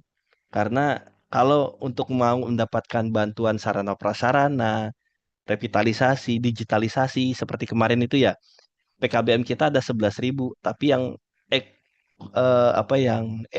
eligible itu ya untuk mendapatkan bantuan TV pintar itu cuma 3.000 tahun kemarin gitu. Kenapa? Karena banyak yang tidak memiliki badan hukum penyelenggara itu. Masih didirikan oleh orang perorangan gitu. Nah, kalau demikian kan tidak bisa diberikan aset gitu. Karena sifatnya aset gitu. Nah, untuk penonaktifan saya kira teman-teman operator di daerah juga sudah cukup memahami ya di Verpal SP, Verpal Satuan Pendidikan, nanti ada fitur pengelolaan, penutupan dilakukan di sana. Jadi seperti ini saya kira paparan yang bisa saya sampaikan. Materinya juga sudah saya berikan ke Bapak Ibu sekalian melalui tulis. Untuk selanjutnya saya kembalikan ke moderator. Terima kasih. Bila taufiq wal hidayah. Assalamualaikum warahmatullahi wabarakatuh. Baik, terima kasih Pak Riki atas pemaparan materinya. Acara selanjutnya tanya jawab. Monggo silakan Bapak Ibu yang ingin bertanya. Mumpung ada narasumbernya. Nggih, monggo dari Lapas Sleman dipersilahkan. Assalamualaikum warahmatullahi wabarakatuh. Mohon izin Bapak Ibu memperkenalkan diri. Nama saya Kosim dari Lapas Sleman. Kebetulan saya ini dapat undangan Zoom dari Bu Ulil dari Dinas Pendidikan Kabupaten Sleman yang memang Lapas Sleman sendiri ada perintah langsung dari Bapak Menteri Migrasi dan Pemasyarakatan terkait pembelajaran kesetaraan pendidikan bagi warga binaan di Lapas Sleman. Pada awalnya kami sempat meraba-raba dalam artian kami memang belum pernah menyelenggarakan program kesetaraan pendidikan di Lapas Sleman. Jadi pada awalnya kita koordinasi dengan Dinas Pendidikan Kabupaten Sleman yang kebetulan ketemu dengan Bu Ulil dan Bapak Kepala Dinas Pendidikan Kabupaten Sleman. Selanjutnya ditindaklanjuti untuk kami bertemu dan koordinasi lanjutan dengan PKBM Tunas Tirta dengan Bu Emma ya kemarin dan diberikan arahan terkait pelaksanaan PKBM yang memang sesuai dengan aturan yang memang ada di Dinas Pendidikan itu. Lapas sendiri kan memang bukan yayasan yang berdiri sendiri dan struktur organisasinya pun kami berbeda dengan Dinas Pendidikan, sehingga dari PKBM Tunas Tirta menyarankan untuk kami sekiranya kami menginduk ke PKBM Tunas Tirta untuk pelaksanaan PKBM, dan kami sudah memberikan nama-nama warga binaan yang memang sudah memenuhi syarat, dalam artian sudah mempunyai ijazah terakhir, dan kita cek pula untuk dapodiknya Bapak Ibu. Beberapa warga binaan yang memang sudah memenuhi syarat terkendala di data dapodiknya itu memang belum terdaftar, sehingga kami perlu cross check ulang ke warga binaan, ke sekolahnya untuk mengecek apakah dapodiknya masih menginduk di sekolah yang lama. Sesuai arahan tersebut, kami meminta untuk warga binaan tersebut untuk mencabut data dapodiknya di sekolah yang lama, sehingga bisa diikutkan untuk mengikuti PKBM nanti. Mungkin itu saja Bapak Ibu, kami sharing terkait pelaksanaan pembelajaran kesetaraan yang nantinya rencananya akan dilaksanakan di Lapas Sleman. Kami mohon bimbingan dan arahan dari Bapak Ibu dari Dinas Pendidikan serta Bapak Ibu di PKBM di wilayah Sleman. Terima kasih. Baik, terima kasih. Pak, siapa ya tadi? Pak Kosem, begitu. Ya, semoga ke depan terjalin kerjasama antara Lapas Sleman dengan forum PKBM di Kabupaten Sleman, gitu. Pak Rifki, apakah ada tanggapan? Iya, terima kasih Bu Gita. Saya kira di Lapas Sleman sudah mengafiliasikan ya. Kalau tadi dijelaskan berarti sudah mengafiliasikan, mengindukkan peserta didiknya gitu ke PKBM yang terkait. Namun kendala di Dapodik saya kira sudah tepat gitu ya. Artinya ketika ada masalah rekam didik sebelumnya ada di satuan pendidikan yang sebelumnya gitu ya, itu perlu dicabut karena eh, untuk mengalihkan peserta didik di SKB atau PKBM yang ditumpangi tadi, tentunya perlu ada alur yang jelas gitu. Jangan sampai data peserta didiknya itu masih menyangkut di sekolah sebelumnya gitu. Sehingga kalau datanya ganda, itu kan resikonya nanti menjadi residu gitu. Ketika jadi residu, khawatirnya ijazah di jenjang saat ini di AMPU itu tidak bisa diterbitkan gitu karena masalah residu tadi gitu. Dan untuk itu, saya kira apabila tidak bisa diatasi oleh Bapak Ibu di lapas gitu ya sebagai afiliator, baik ke PKBM-nya juga itu bisa difasilitasi oleh Dinas Pendidikan untuk bisa mengecek kondisi data sebelumnya ada di mana untuk kemudian dipindahkan sesuai dengan kewenangannya. Seperti itu saya kira Bapak, mohon izin. Terima kasih Pak Rifki. Baik, terima kasih Pak Rifki. Monggo selanjutnya dari PKBMP Wulang C, Pak Aji, silakan. Nggih, terima kasih Bu Gita. Mohon izin Pak Rifki, Bapak Ibu semuanya, izin bertanya. Saya ada 2 pertanyaan. Yang pertama, kami ini PKBM baru, jadi izin kami itu diterbitkan di bulan November tahun 2025. Kemudian pertanyaannya yang pertama, apakah diizinkan untuk melaksanakan pendidikan kelas atas. Jadi kelas atas itu misalnya kelas 5, kelas 6, kemudian kelas 9 dan kelas 12. Itu pertanyaan pertama. Kemudian pertanyaan kedua terkait tentang CP, Pak. Capaian pembelajaran. Kami mempelajari tentang BSKAP itu kira-kira ada 517 CP yang kemudian kami ekstrak itu setelah kami pelajari, kami melihat ada 16 kompetensi inti sebetulnya yang mau dicapai oleh si CP ini. Misalnya seperti manajemen diri, kemudian disiplin diri, komunikasi, literasi numerik, dan sebagainya gitu ya. Nah, pertanyaannya ketika kami mendeliver materi, apakah materi itu harus sesuai textbook?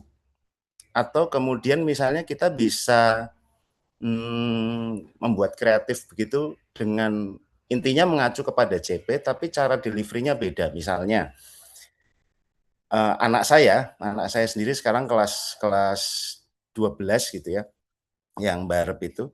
Jadi dia belajar matematika sinus kosinus itu tidak pakai textbook, tetapi pakai software musik yang namanya FL Studio, di mana di situ tuh ada gelombang sinus karena memang dia itu sukanya bidang musik gitu ya. Jadi dia keterampilannya tuh mengambil musik. Nah, itu bisa dihubungkan dengan CP di matematika misalnya begitu. Nah, apakah ini diizinkan atau mungkin ada arahan lain? Terima kasih sebelumnya. Baik, terima kasih Pak Aji. Monggo Pak Rifki bisa menjawab pertanyaan dari Pak Aji. Oke, siap. Terima kasih Pak Aji. Ini pertanyaan yang menarik nih buat saya nih. Saya jawab yang nomor 2 dulu barangkali ya. Untuk CP yang sudah dipelajari kemudian dikaji ternyata hanya 16 kompetensi inti gitu ya. Apakah harus sesuai textbook dalam proses belajarnya gitu. Nah, itu sebetulnya yang dilakukan oleh Pak Aji itu adalah pembelajaran mendalam gitu. Jadi kalau menurut Pak Menteri, seluruh mata pelajaran yang ada di struktur kurikulum itu bisa diintegrasikan dengan kehidupan sehari-hari dan itu falsafah pendidikan non formal menurut saya gitu. Jadi kalau karakteristik peserta didiknya senang bermusik gitu ya, dia melihat ada apa namanya ada pola-pola yang bisa dipelajarinya dalam musik-musik itu diintegrasikan dengan pembelajaran matematika itu yang menurut saya agak luar biasa gitu. Dan itu belum tentu bisa dilakukan di sekolah formal karena kalau formal saya kira barangkali terlalu ke textbook gitu ya, ada modul dan seterusnya itu. Tapi di pendidikan non formal inilah esensi pembelajarannya. Materi esensial ini yang dikemas ke konteks kehidupan nyatanya gitu. Nah, kalau di beberapa tempat lain di YPGP Cirebon misalkan ya, itu belajar penjumlahan, pengurangan, pembagian, perkalian, operasional matematika dasar itu lewat pertanian terpadu gitu. Jadi untuk mengukur kolam ikan diameternya berapa meter gitu, bobot benihnya berapa kilogram, nanti menghasilkan panen berapa kilogram. Nah, itu kan kontekstualisasi yang saya kira bisa dilakukan gitu. Dan di pendidikan non formal justru itulah pembelajaran yang diharapkan seperti itu. Nah, untuk pertanyaan yang pertama, izin operasionalnya di November 2025, apakah boleh menyelenggarakan pendidikan kelas akhir gitu ya? Ini saya agak kesulitan terus terang menjawabnya gitu ya, karena pertama yang menentukan boleh atau tidaknya, apakah satuan pendidikan yang baru berdiri itu memiliki perangkat pembelajaran dari kelas awal sampai kelas akhir, gitu ya. Kalau sudah disusun, saya kira ya bagaimana nanti pemantauannya gitu, baik oleh penilik maupun dinas pendidikan. Karena di standar penilaian kan tadi ya untuk rapor kelas 5 kelas 6 untuk menentukan kelulusan untuk paket A gitu ya. Artinya kelas 5 kelas 6 itu 2 tahun sebelumnya gitu. Nah, kalau berdirinya di 2025, rapor kelas 5 kelas 6-nya itu dari mana? Nah, itu perlu dipikirkan. Kemudian juga yang di pasal berikutnya harus punya rapor dari kelas awal gitu. Jadi kalau menyelenggarakan kelas akhir, perangkat pembelajaran yang disiapkan saya kira perlu ada dulu sebelum menyelenggarakan kelas akhir gitu. Nah, usia rapor juga tadi rekam didiknya. Eh, Kalau saya mungkin kekhawatiran saya pribadi ya, mungkin ini pribadi saya saja gitu. Itu akan kesulitan kita ketika lulusan kita usia belajarnya 3 tahun, tapi usia satuan pendidikan kita baru setahun misalkan. Nah, itu kalau ada polemik di kemudian hari, eh, apa usia ijazah itu yang nanti akan menjadi batu sandungan gitu. Loh ini usia ijazah kan harusnya 3 tahun, tapi kok diterbitkan diluluskan oleh satuan pendidikan yang usianya belum ada 3 tahun. Nah itu saya kira barangkali yang perlu kita perhatikan gitu. Tapi kalau perangkat pembelajarannya saya kira terpenuhi, ya monggo nanti dari Dinas Pendidikan barangkali bisa melakukan pemantauan seperti apa. Tapi eh, saya kira pertimbangan paling krusial adalah tadi Pak Aji, saya kira mungkin permasalahan tidak di tahun ini di tahun depan gitu ya, tapi 5 tahun periodik itu nanti akan terjadi yang kita sama-sama tidak ingin gitu. Seperti itu Pak Aji. Baik Pak Rifki, terima kasih atas jawabannya. Ya, terima kasih kembali. Baik, terima kasih. Selanjutnya dari PKBM Permata Unggul ada Pak Arif Ginanjar, silakan. Saya hanya Baik, terima kasih Bu Gita. Izin bertanya Pak Rifki, ada 2 pertanyaan dari kami PKBM Permata Unggul. Yang pertama tadi saya bersyukur atas penjelasan Ristek nomor 22 ya tahun 2023 tentang Sarpras ya. Sarpras ini bisa sarana dan prasarana ini bisa eh, pengadaannya melalui mandiri dan berbagi sumber daya. Jujur dari kami ini, kalau tidak salah bulan lalu sempat berkunjung ke Dinas Pendidikan ke Bu Ulil membahas tentang hal ini karena ada kendala di kami itu peserta didiknya 400. Awalnya ruangan kami cuma 5, tapi karena nggak cukup, kita pembelajarannya pagi sore dan itu Senin sampai Senin lagi gitu ya. Kemudian alhasil gudang sama halaman belakang kita buatkan ruangan belajar lagi gitu. Saya bertanya apakah bisa kerjasama dengan SD setempat atau balai desa atau bahkan kita mengontrak ya di wilayah Sleman tentunya. Dan kita berjanji tidak pasang plang, tidak apa istilahnya mencari peserta didik di situ karena murni untuk belajar saja. Tadi terjawab, sehingga apakah kami diizinkan untuk eh, mengontrak ya satu bangunan lagi untuk sarana belajar saja ya dengan ketentuan tentunya. Itu pertanyaan kami nomor 1.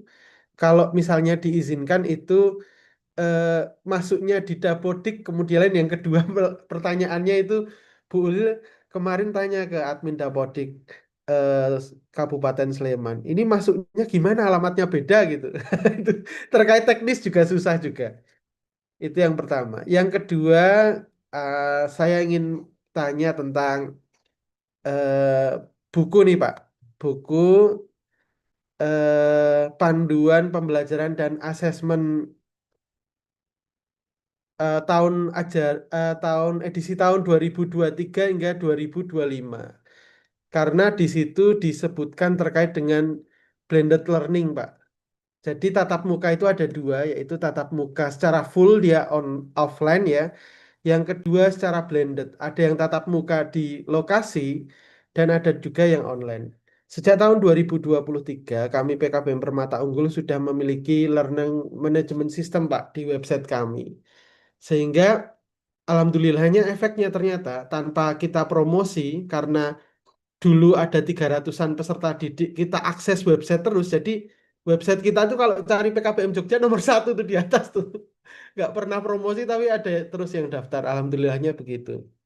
Nah kami sejak aturan yang diterbitkan tahun 2023 itu kami sudah menggunakan blended learning. Karena di kami tidak hanya peserta didik yang usia sekolah saja, tapi ada yang bekerja, ada juga yang atlet, Pak.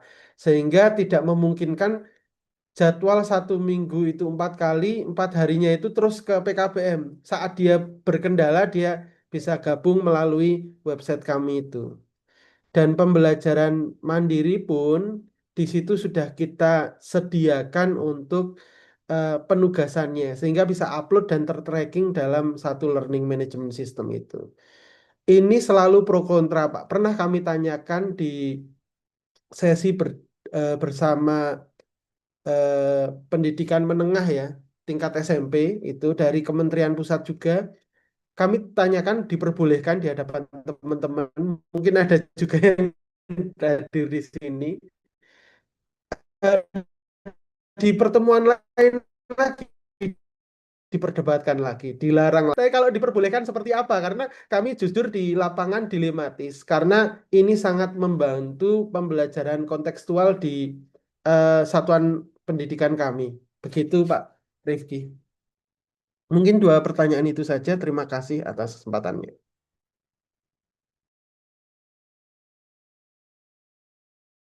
Monggo, Pak Rifki. Siap. Terima kasih Bu Gita, Pak Arif. Eh, jadi untuk masalah Sarpras, saya kira ini perkembangan teknologi yang perlu kita adaptasi gitu ya. Jadi sejauh mana batasan-batasan untuk menyelenggarakan pendidikan di satuan pendidikan non formal dengan perkembangan teknologi gitu. Saya senang sih sudah ada LMS-nya gitu ya. Bahkan dulu kita pernah membuat setara daring juga gitu. Yang nanti akan kita coba hidupkan kembali dalam bentuk pembelajaran mandiri yang terkontrol gitu, secara sinkronis maupun asinkronis. Jadi untuk berbagi sumber daya, saya kira yang perlu diperhatikan selain tadi peserta didiknya 400 gitu ya, eh, pendidiknya berapa gitu. Apakah rasio itu terpenuhi juga gitu? Karena kalaupun dibagi secara shifting gitu ya, jadi belajar pagi atau belajar sore atau malam gitu, yang dibagi ruangannya gitu, atau bisa dilakukan secara blended, saya kira perlu diselaraskan dengan pemenuhan PTK-nya gitu. Sejauh mana PTK-nya siap dalam menyelenggarakan pembelajaran mandiri tersebut gitu, sehingga ketika butuh tutorial, PTK-nya terpenuhi gitu, secara kuantitas maupun kualitasnya gitu. Nah, kalau bicara untuk buku panduan pembelajaran asesmen blended learning itu udah punya LMS juga. Di satu kesempatan dibilang boleh, di lain kesempatan dibilang nggak boleh gitu ya.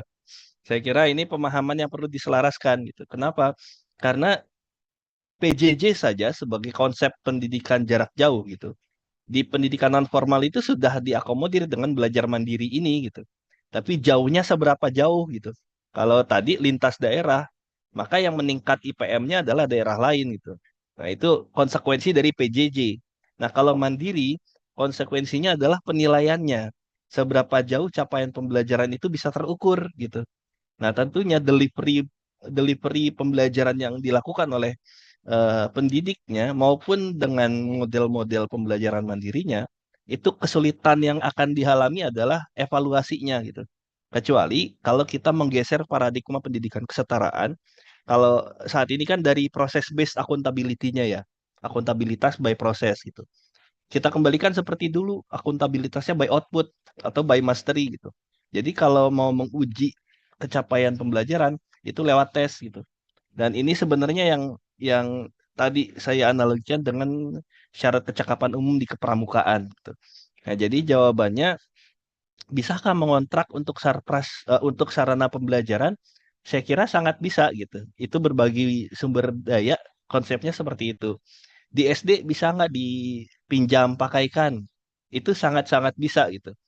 Namun konsekuensinya ketika itu masuk ke Dapodik dengan status kepemilikan yang bukan milik Mandiri, maka tidak bisa diintervensi untuk mendapatkan bantuan revitalisasi, digitalisasi dan lain sebagainya gitu.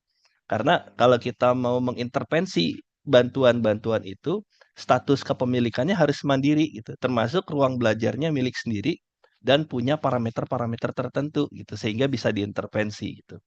Nah, kecuali kalau memang fokusnya untuk menyelenggarakan pendidikan melayani masyarakat itu, saya kira sah-sah saja, silakan saja untuk berbagi sumber daya melalui sewa atau pinjam atau kontrak gitu ya.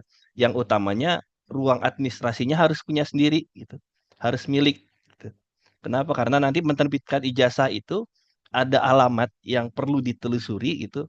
Sehingga ketika 5 tahun ke depan ijazah itu ditelusuri, alamatnya nggak berubah gitu, karena administrasinya bukan ngontrak tapi milik sendiri. Itu yang pertama.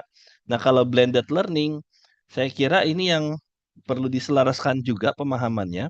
Kalau misalkan satu rombongan belajar isinya 30 anak, gitu, 30 peserta didik, tapi ruangannya hanya mampu mengakomodir 15 gitu ya.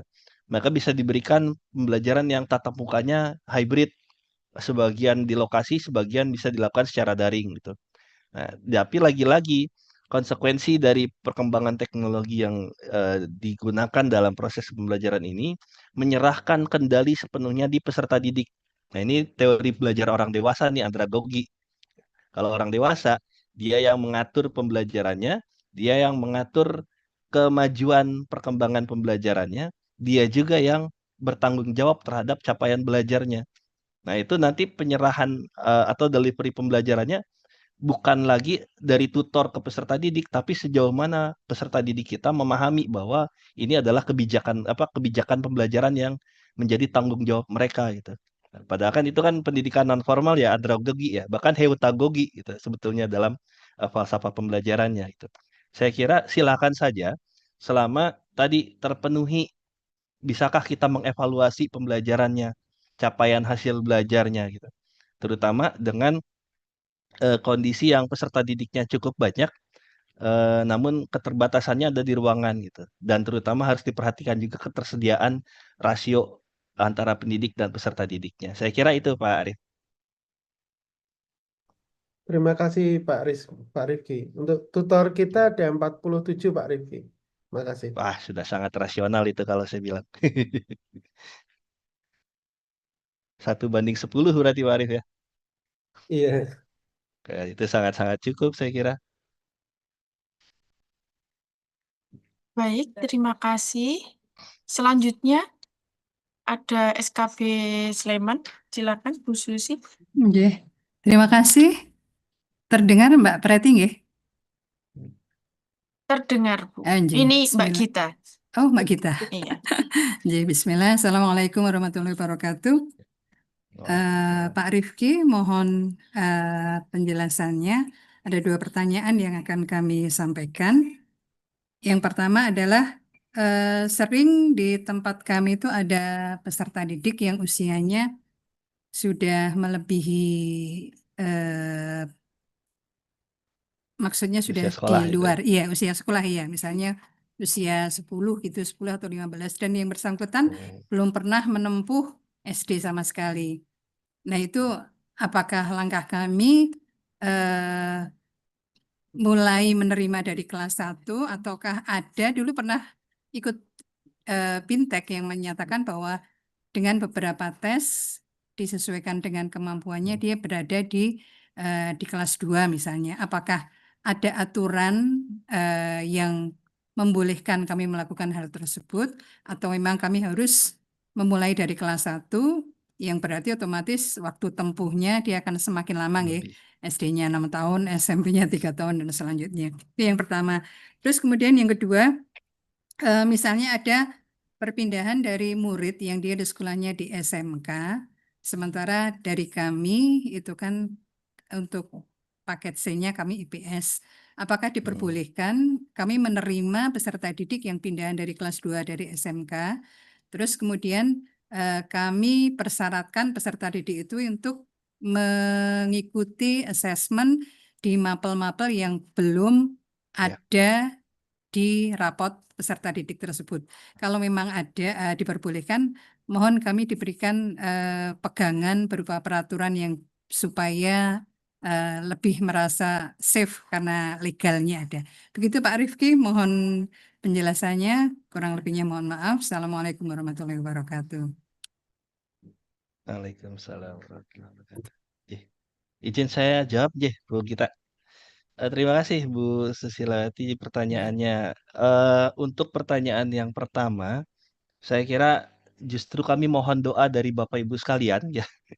Karena saat ini kami di tim kerja kelembagaan Direktorat PNFI sedang menyelaraskan pendidikan keaksaraan dasar itu dengan capaian belajar fase A dan pendidikan keaksaraan lanjutan itu dengan fase B.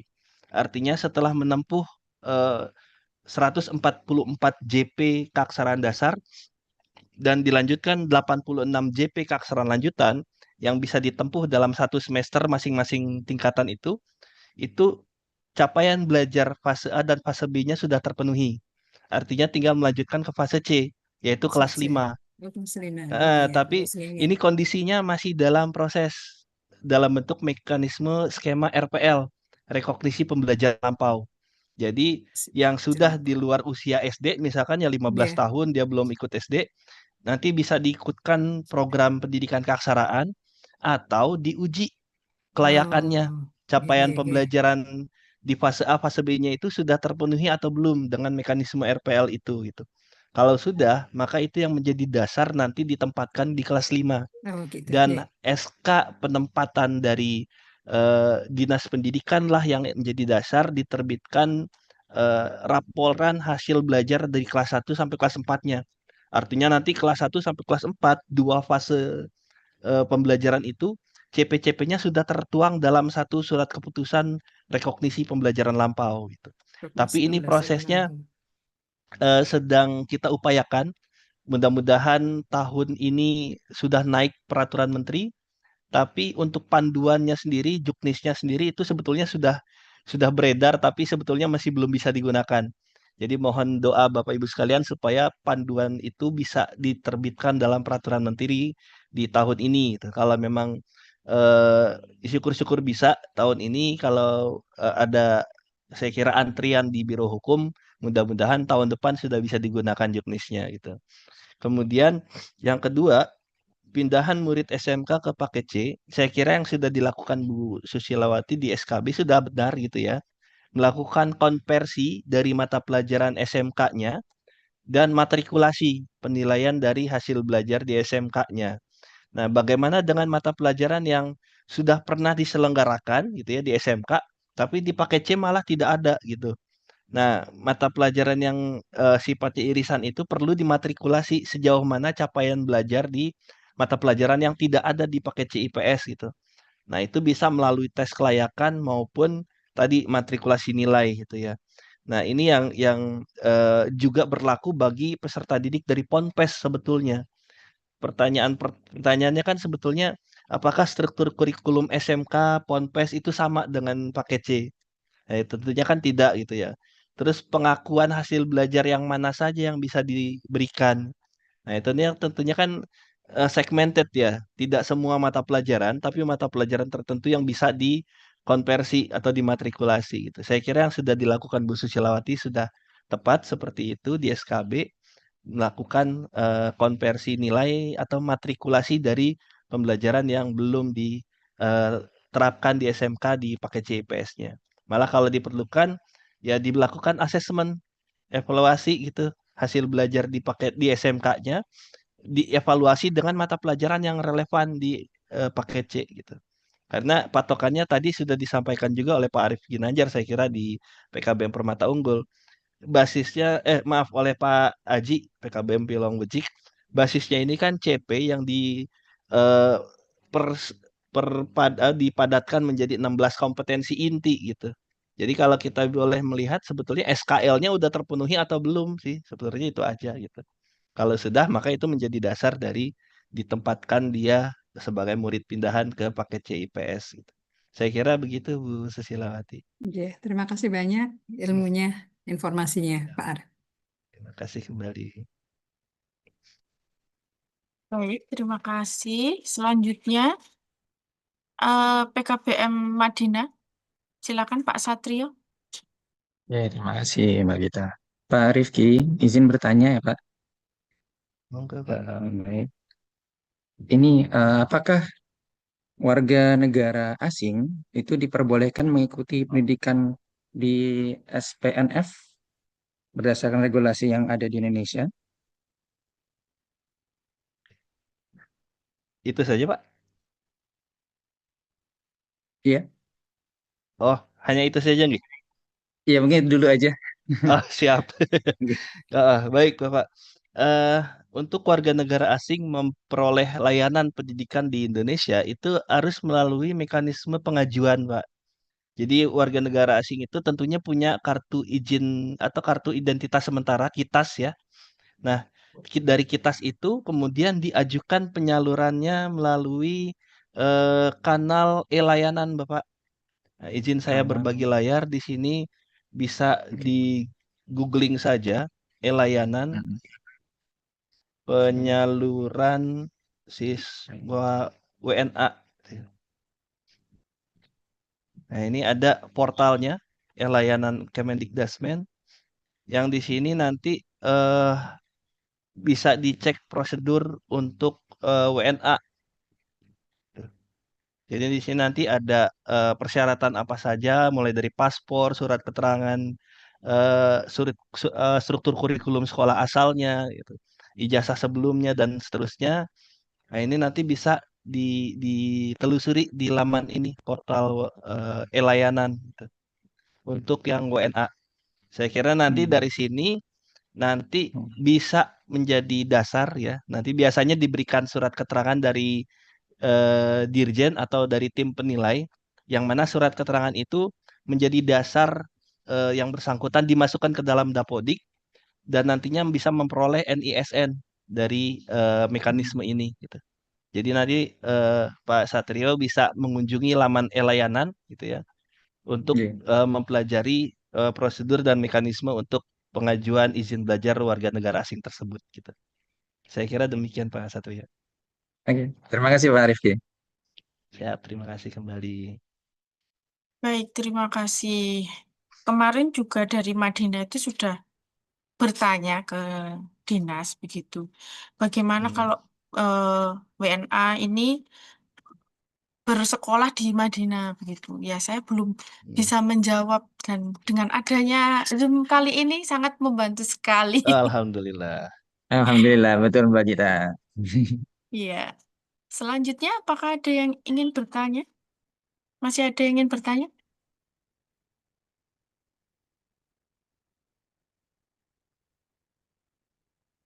Tidak? Kalau tidak, saya ingin bertanya dengan Pak Rifki. Boleh, siap. Nah, ini tadi ada titipan pertanyaan begitu. Eh, Bagaimana cara menelusuri PKBM yang tarik data tanpa sepengetahuan dinas begitu?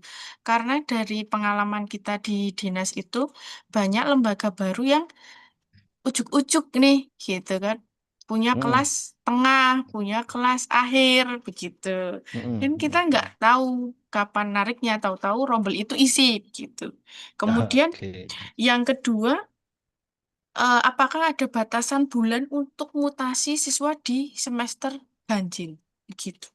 Udah cukup dua aja karena yang dua ternyata sudah dibahas sama Pak Sudah Aji dan terjawab. Pak Arif tadi. Begitu. Terima kasih. Anjir, baik.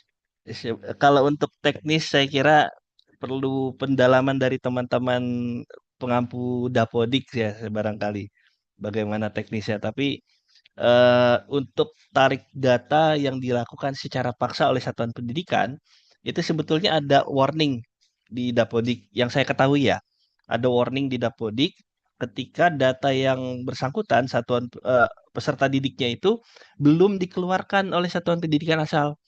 Nah, itu akan terdeteksi menjadi data ganda nantinya. Nah, data ganda itu nanti akan bisa dicek di Verpal PD kalau tidak salah, apakah yang bersangkutan residu atau tidak gitu. Karena kalau operator dinas saya kira punya akses single sign on untuk Verpal PD, itu nanti akan dicek quality datanya, apakah yang bersangkutan terdaftar juga di sekolah lain gitu ya, sehingga data yang bersangkutan residu. Sebetulnya ada satu materi lagi kalau boleh saya berbagi gitu ya. Untuk sistem penerimaan murid baru yang terintegrasi. Sebetulnya ada apa namanya perlu disampaikan juga gitu ya. Bahwa selama ini SPMB menjadi pintu utama ketika peserta didiknya itu eh, dilakukan pemetaan atau pendistribusian. Kapan batas waktunya? Saya kira sebelum dimulainya tahun pelajaran baru gitu. Karena kalau sudah di tahun pelajaran baru itu mekanismenya mutasi, bukan penempatan atau penerimaan murid baru gitu.